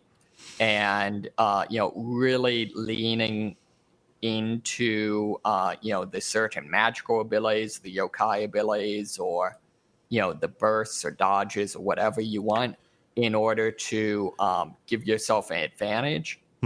So in some ways I feel like I'm being more vague than I mean to be, but I guess what I'm saying is, to me, a lot of the boss fights seem to me a lot less of like, oh, I just need to memorize all these combos, and more like I need to come up with a clever way of fitting. I guess it almost seems like gamified cheesing, in that like it's what I'm going to figure out a way to, based on what this boss's abilities are and what abilities I've developed, to like figure out what is the thing this boss isn't prepared for. Right. Just like, okay, is there a mechanic that I've been neglecting so far, and do I need to, learn just enough of that and put together just enough of a loadout to bring whatever this thing is weak to bear? Yeah, I mean, I think that to me rings of good game design, that, instead of just sticking with your comfort food pick, it is worth exploring other options that you might not have looked at yet. Yeah, exactly. And I think So I agree. And I think with this, I feel like maybe, so this is a game that I think's probably pretty difficult. I've never been good at judging that. In both wise, I don't mean like, oh yeah, I'm so good. I just mean like I've never really been good at judging like when do I just suck with versus when is this, a difficult game or those sorts of things. To put it in perspective, like I found Nioh 1 to be exceedingly difficult.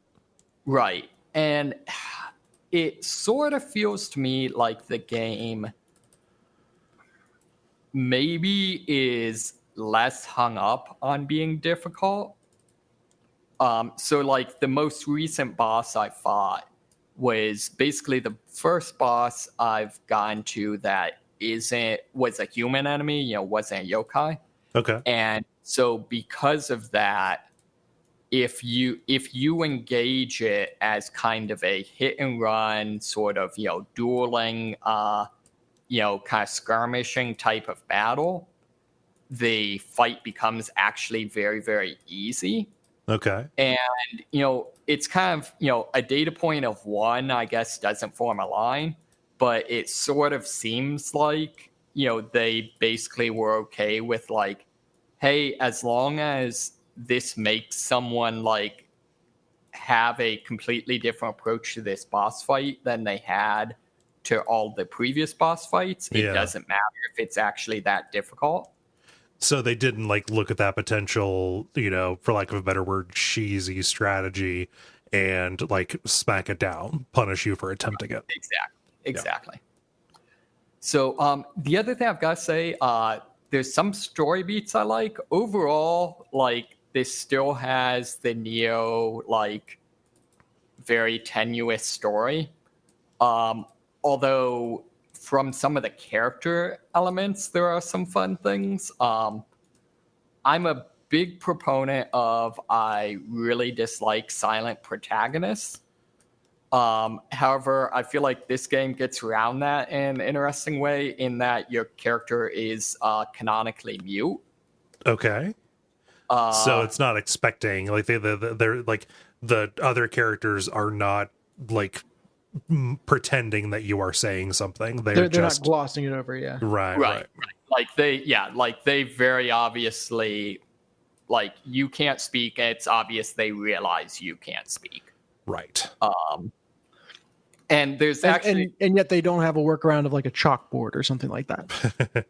Oh, there is one segment where like one of the samurai that's kind of the anime like blowhard dude like doesn't realize you can't speak and is like blocking your way because it's not safe, so you just have to like emote at him until he gets pissed off and like storms off, which is kind of funny. But yeah, so I kind of like that, and I don't know, there's just some funny characterization to that. I feel like maybe I'm reading too much into it, but your character is kind of would normally be like an edgelord ninja type of dude, except that, for example, like one of the yokai they added is what's called a Scrampus, and it's basically it's not hostile. It's basically you find it in the world, and it's a roly-poly, like it's basically if a cat was an oval. Like it looks like was it Pusheen or whatever? Yeah, Pusheen, the cartoon gray cat. Yeah. And so you can find them in the world and like pet them, and they'll follow you around for a while, and you'll get your magic gauge will like constantly refill. And then also if you get into a fight, they inexplicably will like sprout like porcupine spikes and start like trying to run into enemies. It's really weird. But like one of the cutscenes is you're basically like, you become like a samurai vassal under was it Nobunaga? Nobunaga. Nobunaga. Pronouncing Nobunaga Nobunga is a writing joke on the network. So okay, yeah. Who is my understanding is like, depending on the game, on like the depiction in pop culture, is either like the ultimate like warlord villain of Japanese history, or just like the ultimate badass hero. Yeah, it's like it generally, if something is set in medieval Japan, Nobunaga is going to figure in major dude. Yeah. So, and you go and you work for him, and there's some time where he like comes to meet with you, and like there's one of these cat things like blocking his path, and so like you run over and grab it and get out of its way. But so you're having this entire cutscene with this character that's supposed to be this badass, where you're trying to look like a hard ass ninja dude while holding this obese cat. Similarly, the guy that's there's a character that's in effect kind of the stereotypical like sidekick that doesn't know he's a sidekick thing. The whole oh, with my brains and your brawn, we can totally whatever. Yeah, big sidekick energy. Yeah. Who's also in effect is kind of the character that effectively covers for the fact that you don't speak. Okay. And so good comic relief, although I like the way he's written in that he is this character, but like he actually isn't worthless. Yeah. So like when he's like, oh yeah, you go kill all these guys, and then I can sell off all of the spirit cores and make us a lot of money. Like he actually is off, like he's the reason that like you end up working for Nobunaga, that sort of thing. Gotcha. So just I like that kind of taking a stock character and making them a little bit more interesting. It's cool. Yeah, so that's honestly about it. I think it's a really good game. It's probably the number one game I would say that is a Soulsborne game that I think stands 100% on its own. Even compared to Nioh 1, which I think you also could have said that. I feel like this game is even less so. I don't know, just made to be a Soulsborne game. It's more made to be its own thing. Yeah, that is good because the original Nioh, it really kind of did feel like it was splitting the difference between being like a Ninja Gaiden and being a Souls-like. And I kind of wish that it had just kind of owned up to what it actually was, which was kind of a Ninja Gaiden with a Diablo loot system, right? And just kind of like didn't try so hard to be something that it really ultimately ended up not being very interested in being. Based on the time that I spent with it, Yeah, no, I agree. I think my understanding is the weird like split side thing and the staff thing are straight up weapons from Ninja Gaiden. Yeah, that makes sense to me. Yeah, and from what I've seen, the split staff I know from the Xbox One. Yeah, and there's aesthetic wise, it seems like there's a lot more of kind of the. This isn't exactly right, but I think you'll know what I mean. Kind of the Doom aesthetic with the demons and stuff like that. Yeah, that I kind of associate with Ninja Gaiden. So this does to me. I mean, I guess you could argue like, oh, maybe this is just like, why doesn't this studio make anything other than Ninja Gaiden? But at least to me, it more reads like, hey, we're actually making the game we wanted to make. Nice. We're going a little bit over on time. Is it okay if you have anything else if we address it next time? Yeah, luckily that's all I got. Okay, cool. I still feel like a jerk for asking. Yeah. Multiplayer. Now it's time for the multiplayer where we ask you a question and then you answer it. Dennis, what is the question you ask the nice people? Yeah, I've got theme parks on the mind, so I wanted to know if you're going to make a video game themed theme park, what video game would you pick and what would the star attraction be? Now, I'm not a psychic, but I think that this might be coming up in the end boss as well. I don't want to be coy, but it might. It might. It may. Ben has requested to go first for tea brewing reasons. So, Ben. I can't believe you're going to out my tea drinking habit like that, Cole. For shame. What does David say, Ben? David says Resident Evil 4 star attraction would be a roller coaster around the park with a giant Salazar statue chasing you at the end. This gets us into kind of a common problem with a bunch of these that people put in. People would die. I'm gonna request that they make a Salazar statue for each run and have it like fall off a cliff at the end of it. Now, Cole, were you not listening to our discussion about Roller Coaster Tycoon 2? That is the point of any theme park. Okay, so in Roller Coaster Tycoon 2, you are designing them for a fake person. In this, you are saying, what if a real thing existed where people would die? Basically, by proposing this, David, you are no better than Jigsaw. So I hope you're happy. To be fair, I don't know if billionaires see people as people anyway.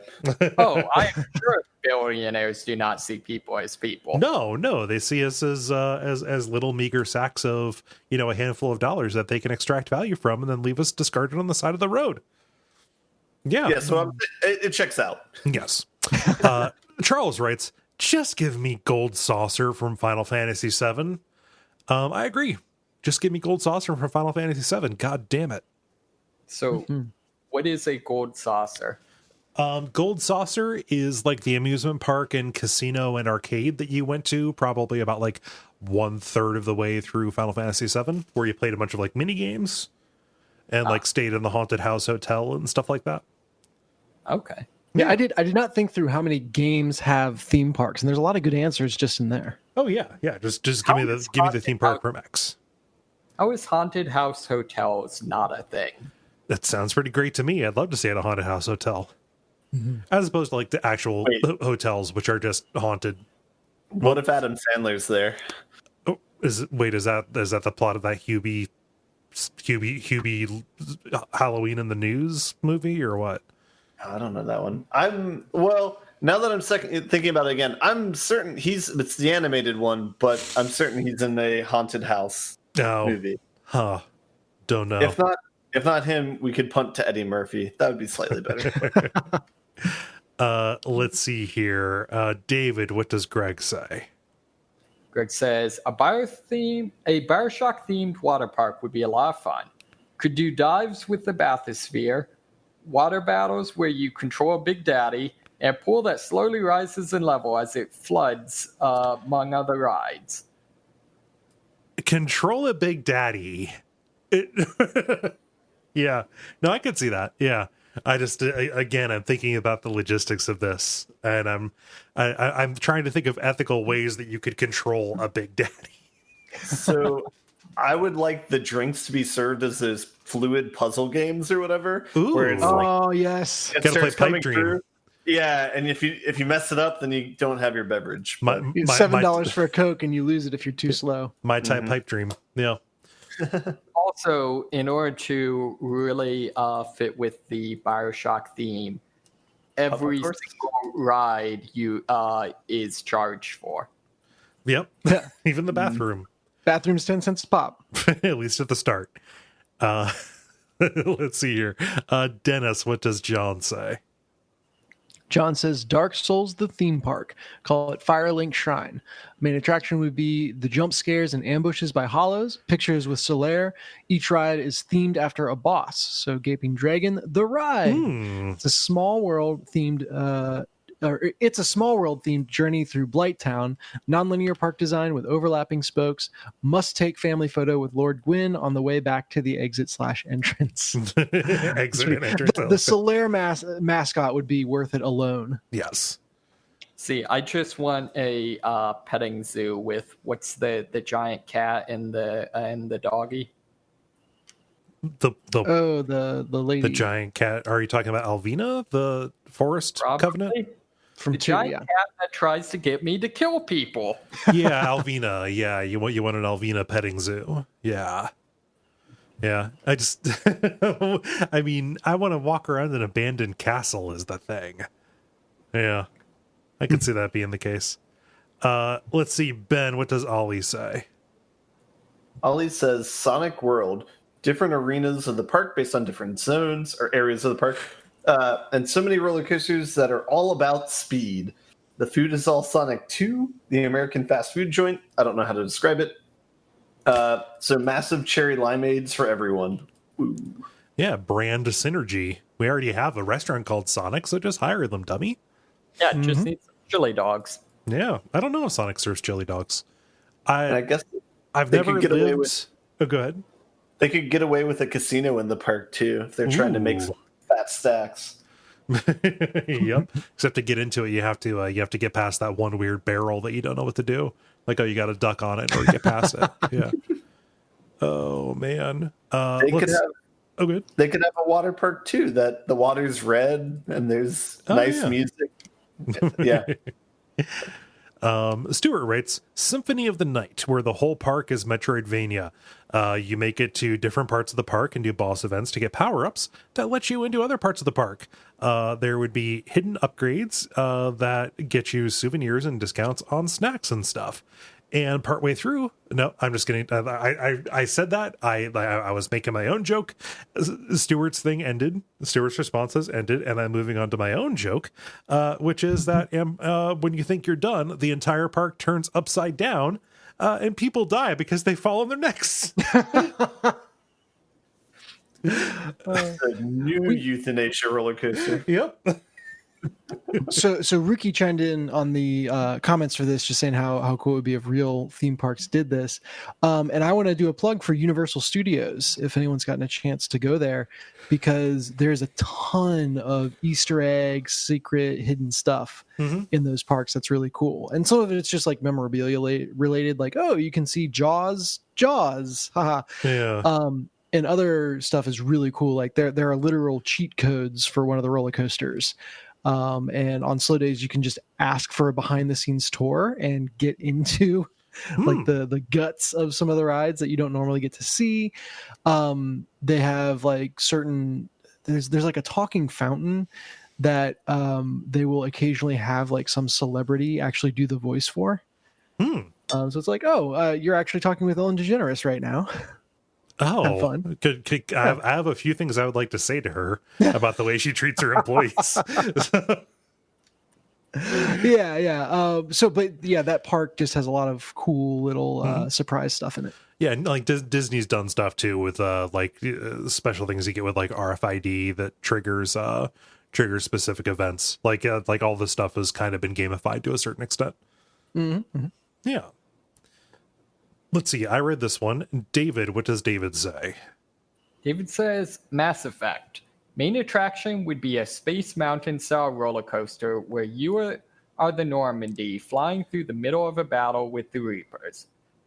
There should also be a Mako themed coaster where no one has any fun. No, the show that was my joke. I'm sorry. There should also be a Mako themed coaster where you spend more time. Okay, he made the same joke. More time going up the hills than going down them.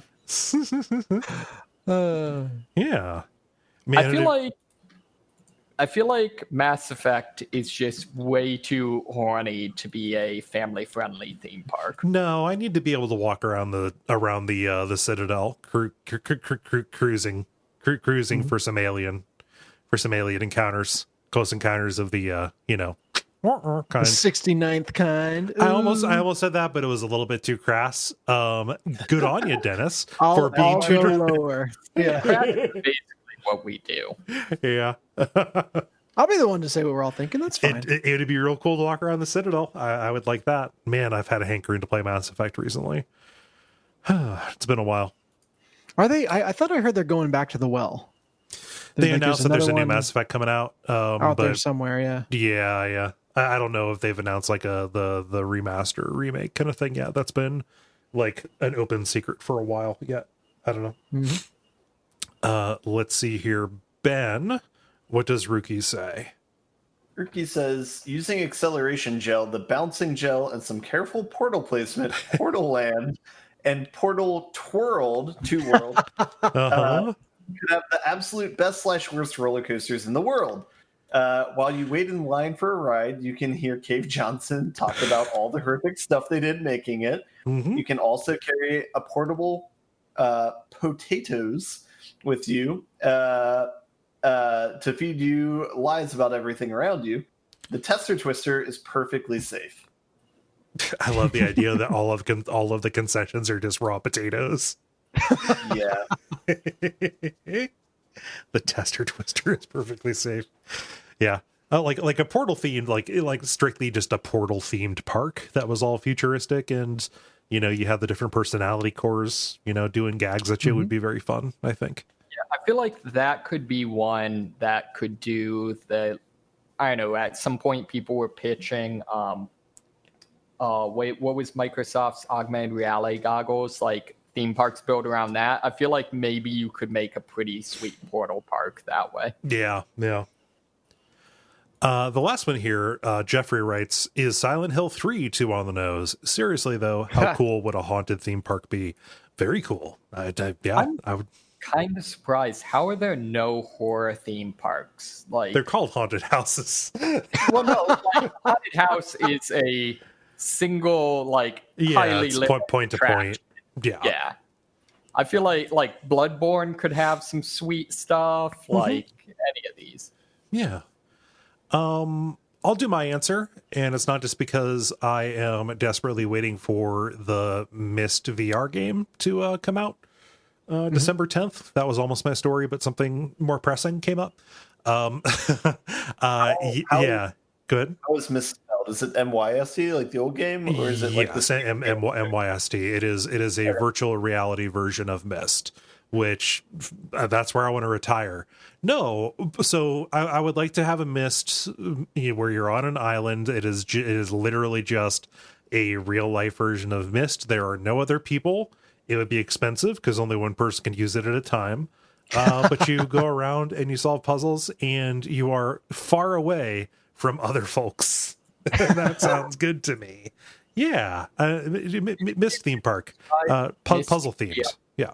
Can you just describe Myst VR? Like, I feel like Myst VR fits all of those. So here's the thing. Even though I'm in Myst VR, probably within, let's say, 100 to 500 feet of me, there are other people, there are neighbors and such. What I need is to be on an island where nobody is, except for people who are trapped in books that I could look at, but then I don't. And they effectively don't exist to me. Gosh, how are you gonna get food? You know what? We're gonna solve some problems when we get there. That'll be the boss puzzle. Yes, sustenance. Right. No, gee, Kole is throwing shade at everyone for how many people that their ride would kill, but his would be everyone else has to be gone. So. Yep. Gosh. So yes, Myst for me. David, how about you? So I feel like what I want would be probably Bloodborne, but I'm not really sure like what you do with that. I think one that could actually maybe be a fairly decent theme park would be Destiny. Like just completely lean into the fact that, you know, this is a much more interesting experience than it is an interesting game. Oh yeah. Yeah. It's like, and let's just let this exist entirely as an aesthetic. Right.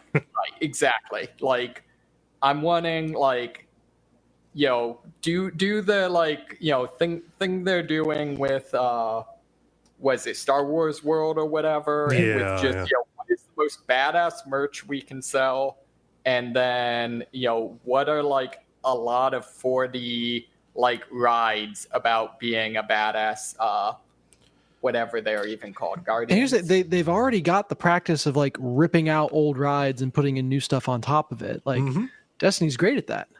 Yeah. Nice. Let's see here. Dennis, how about you? Yeah, so I want an Among Us theme park. Oh, geez. Okay. Yeah, every room can have a ride themed after it.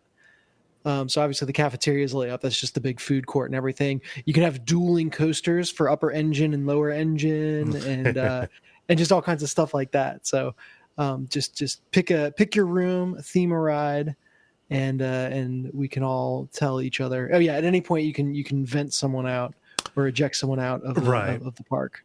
See, I thought you were going to go with just make a like giant real world Among Us game.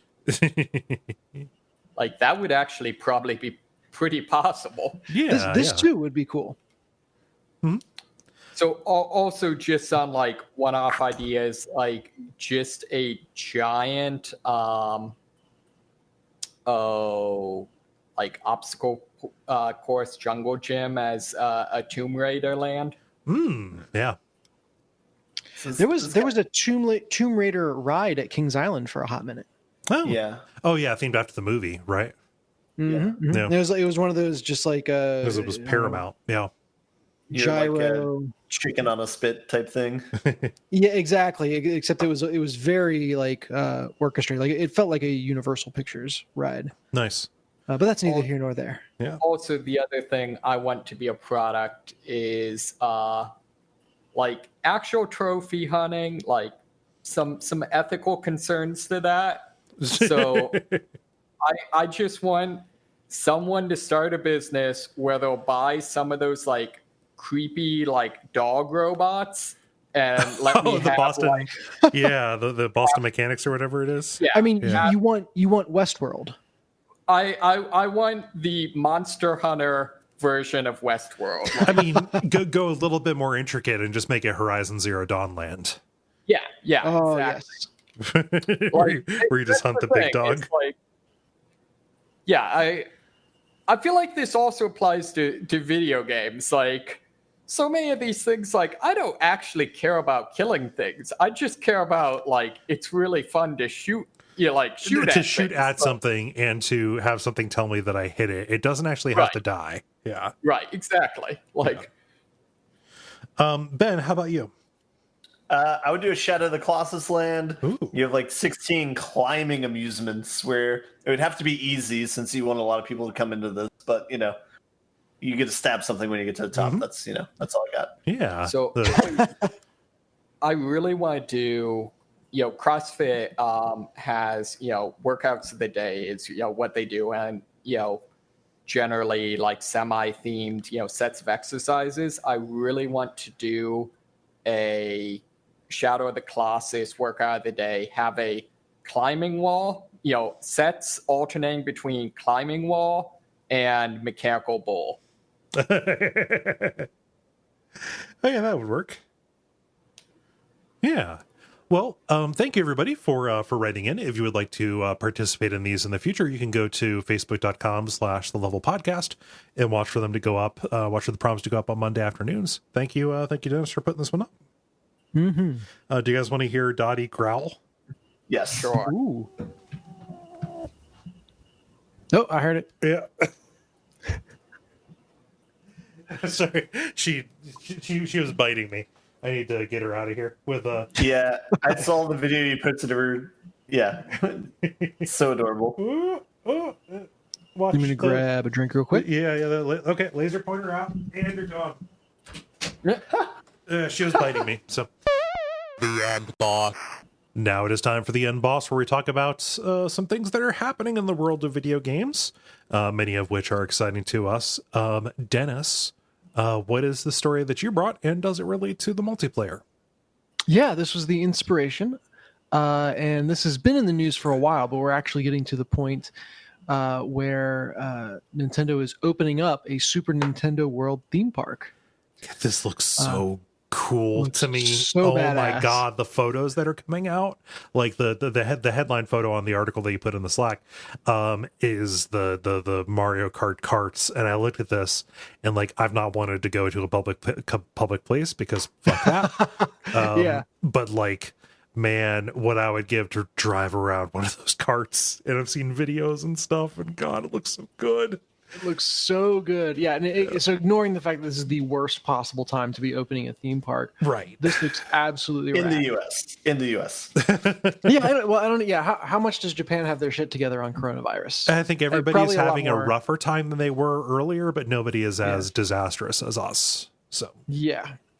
So, that aside, this looks phenomenal. And the big feature so far has been the go-kart ride. Mhm. And just the theming around it and like everything. This is done, it's a part of Universal Studios Japan. Osaka. And I mentioned earlier how Universal Studios like does really crazy cool stuff. And so I can imagine just all the loving attention to detail that went into these rides and this park. It's just got to be really cool. Interesting point on the go-kart or the Mario Kart ride is it's not go-karts. It is an on-rails thing, but apparently you get a pair of AR glasses and there is some kind of like shooting or banana peel throwing element to it. And I can't really square that in my mind. I guess I just have to ride it to understand. That's a thing that's been a thing at Disney where like they've had like a shooting, like a Buzz Lightyear's laser challenge ride at Disney for a while. Like the ride that is also a game that you can participate in. Like the new wrinkle is the AR glasses. Yeah, which again, worst possible time to have AR glasses that you're trading with everyone. But a cool idea. So to go to Japan for something like this is going to be a tall order. Yeah. But February 4th is a day before my birthday, and so if any independently wealthy, benevolent listeners are out there and just want to send it my way, I'll put that out into the universe. You can't get what you don't ask for, guys. I hate to, you have to visualize it. I hate to break this to you. I don't think Japan wants us right now. I mean, do they ever? You mean what other reason could there be that it's a bad idea to go to Japan with a 2-week-old child? So. Right. It'll be fine. But yes, so it's opening up with Mario Kart ride, Yoshi's Adventure ride, even just like the set design and stuff. Like there's a big Bowser's Castle set of stairs that I just want to go up and down to spend the entire day. The fit and finish on everything looks amazing. I don't know. Well, and it's funny that the other headlines have been around like the food and the merchandise, which we just talked about how that's why you go to Star Wars Land, right? Or what do they actually call it? A Galaxy's Edge, something like that. Yeah. Star Wars Land communicates it just fine. Yeah. I would be curious what the Nintendo themed food is, but that wouldn't be the main draw. Main draw would just be existing in the spaces. I want to live in it to exist in a designed space. Yeah. Let's see here. I've got my story. This one's real quick. I have talked about the Haunted PS1 demo disc and kind of the broader like Haunted PS1 creative collective, just a group of people who are making lo-fi 32-bit style horror games. In the past, they had done stuff with like DreadX collaborated there. They had the Haunted demo disc for December here. Starting now, if you go to hauntedps1.itch.io/Madvent2020, or just do a search Haunted PS1 Madvent 2020, they're holding an event called the Madvent Calendar, where it's 24 games to play each day until Santa arrives with deer and sleigh, and sleigh is spelled SLAY. It's like they're like every day, it's going to unlock, this little installer is going to unlock a new short little horror experience for you to play here in December. And I'm kind of bummed out that I didn't know this was coming up, because I would totally have loved to do like a stream a day. I may need to get caught up. In order to go along with this, but it's just like a free, fun little sampler that is meted out, one per day, and it sounds really cool to me. I'm looking at the page right now, and some of these games look really fun. Yeah, the web design is very in theme with love it the general feel of these games. So I'm excited about that. I want to dive into it. It is a fantastic idea to show off a bunch of creators' works. So, yeah. Let's see, David. What's your story? I can't discern what it is based on the link you put in. I can't either. So this just came across Hacker News. It's apparently a old game that was released in 1997 called Forbes Corporate Warrior. What? It's a Doom-style first-person shooter. However, the intro text of the game explains that what is actually happening is you have a state-of-the-art, VR headset that abstracts, running a business into, I don't know, like the 1997 take on what the internet was. And so as you're running around shooting things, you're actually, I don't know, Deleting selling files? yeah, selling things and building things and, I don't know, making profits and stuff like that. And your heads-up display apparently displays your health in terms of like earnings, debt, and equity. Your fiscal health. Yeah. Yes. This seems like something that would be made as a joke. Yeah. Well, and that's the thing. It's like I can find nothing about this. Like, Okay. I don't know. I pulled up the Wikipedia article for it, and it's literally a single paragraph long that just says it's a 3D first-person shooter thinly guised as an investment game. This has to be, so this is probably going away. The fact that Corporate Warrior was hailed by Crane's New York Business Magazine. What is Crane? That's like it's a defunct like business. But the fact that it is Doom meets Wharton School of Business, they would not have called it Wharton School of Business if Trump didn't go there. Forbes Corporate Warrior, does it have a wait a minute, no, it's got a Moby Games. Wait, what? Okay, it's got a Moby Games listing. The lead developer, what else did they work on? They worked on other stuff in the mid-90s. This might be real. I trust Moby Games more than I trust Wikipedia. So this looks like it's from the age where just one ridiculously passionate person can put something like this together. And so yeah, it was released. Whoever works in the back room of Forbes and is like, hey, can I get some budget for this? This is going to be a game about whatever, and then just makes whatever they want. I need to, if this is playable, we need to fast track this on Abject Suffering because this looks intolerable. Also, the produced and directed by is apparently John Mayo Smith, which is the most white person name ever. That is, that's the person whose Moby credit I was looking at. The page was last edited on the 30th of October of 2018. So if it is a joke, it is at least as old as that. Wow. What's on the talk page? Nothing is on the talk page. Nobody's talked about this. I'm wrapped around the axle about Forbes Corporate Warrior, David. Yeah, that's literally all I have on this. We can't stop talking about this until we figure out if it's serious or not. You've cursed me with this knowledge. So. You see, there was that the Flat Earth simulator. No, I didn't see that. What was that? It's a Flat Earth simulator that is just like a completely straight-faced game that is so ridiculous it has to be a parody, but you're just waiting for someone to wink or joke and you can't like suss it out. So that's the thing. So that's on Steam. Like it's a $5 game. You can get there. I'm curious about that. So Flat Earth, like it's like a lot of that is people who like are making it a joke about it, but also it has its roots. I didn't realize this until I listened to a podcast about it. Has its roots in like extremely virulent anti-Semitism. So really? I didn't realize how problematic the Flat Earth was. But yeah, it goes back to like Wait.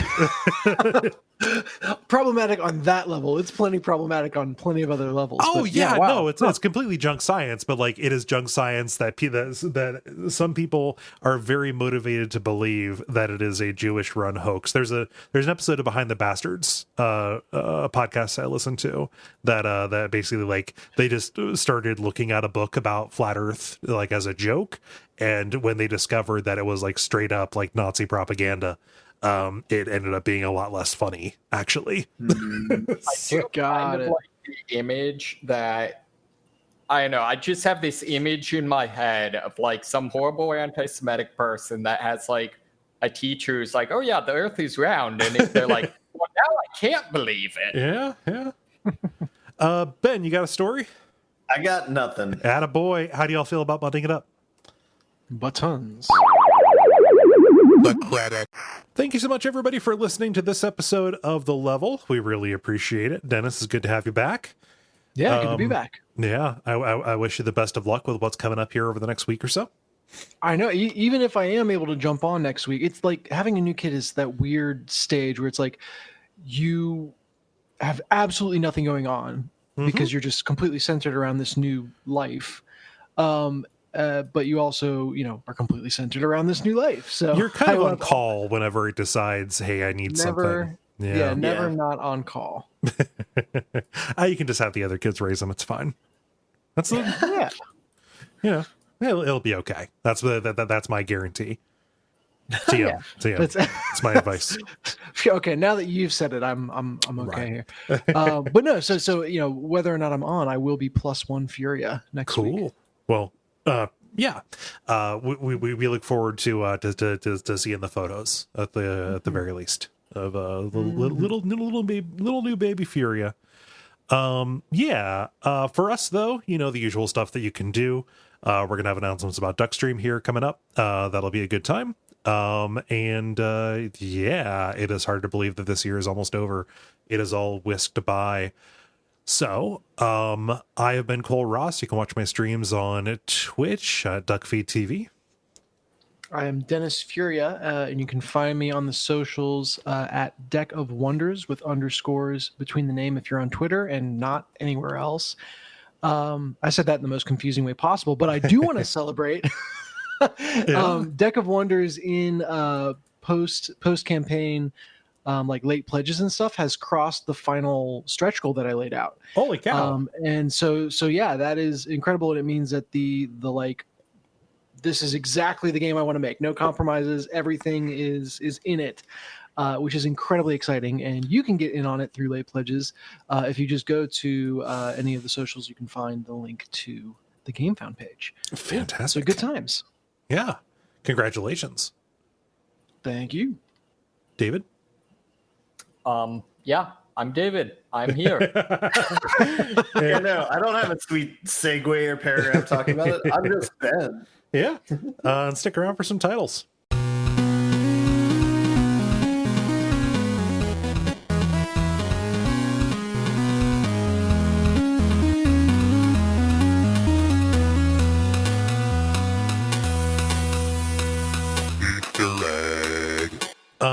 So I've got two. I've got, and one of them I prefer more than the other. I've got CollegeCoaster, all one word. And then I also have Roller Coaster Typhoon. I prefer CollegeCoaster, but CollegeCoaster is pretty good. Yeah. Oh, you're gonna climb up here, Dottie? Up or down? Because if Cole's being attacked. If you don't commit whether up or down, all you're doing is hanging off of the flesh of my leg by your very short claws. Yeah. Who else has titles? She's playing Shadow of the Colossus right now. Colossus. Yeah. I have several. Although Okay. I don't know if any of them approach CollegeCoaster. I've got Trivia Murder Party Purist. Okay. Thank you for reminding me what TMPP meant. I knew I had to write it out, otherwise I'd forget. I've got Can You Ding a Bell? Oh, the yes. most urgent question that Cole and I had. that two of us came up with. Yeah. I've got Keep Cooking and Nobody Explodes in the same vein there. Okay. And then I've got Steak Raft Dream. Ben said he was living the steak raft dream. Okay. Cool. Ben? I just have TMPP. Okay. David? I got nothing. Okay. Yeah, so how do we want to proceed with this? I'm happy to go CollegeCoaster. Is anybody else opposed to CollegeCoaster? I'm cool with CollegeCoaster. Okay. I'm cool with CollegeCoaster. Cool. Let's try that. Cool CollegeCoaster. Yeah. I am going to stop recording.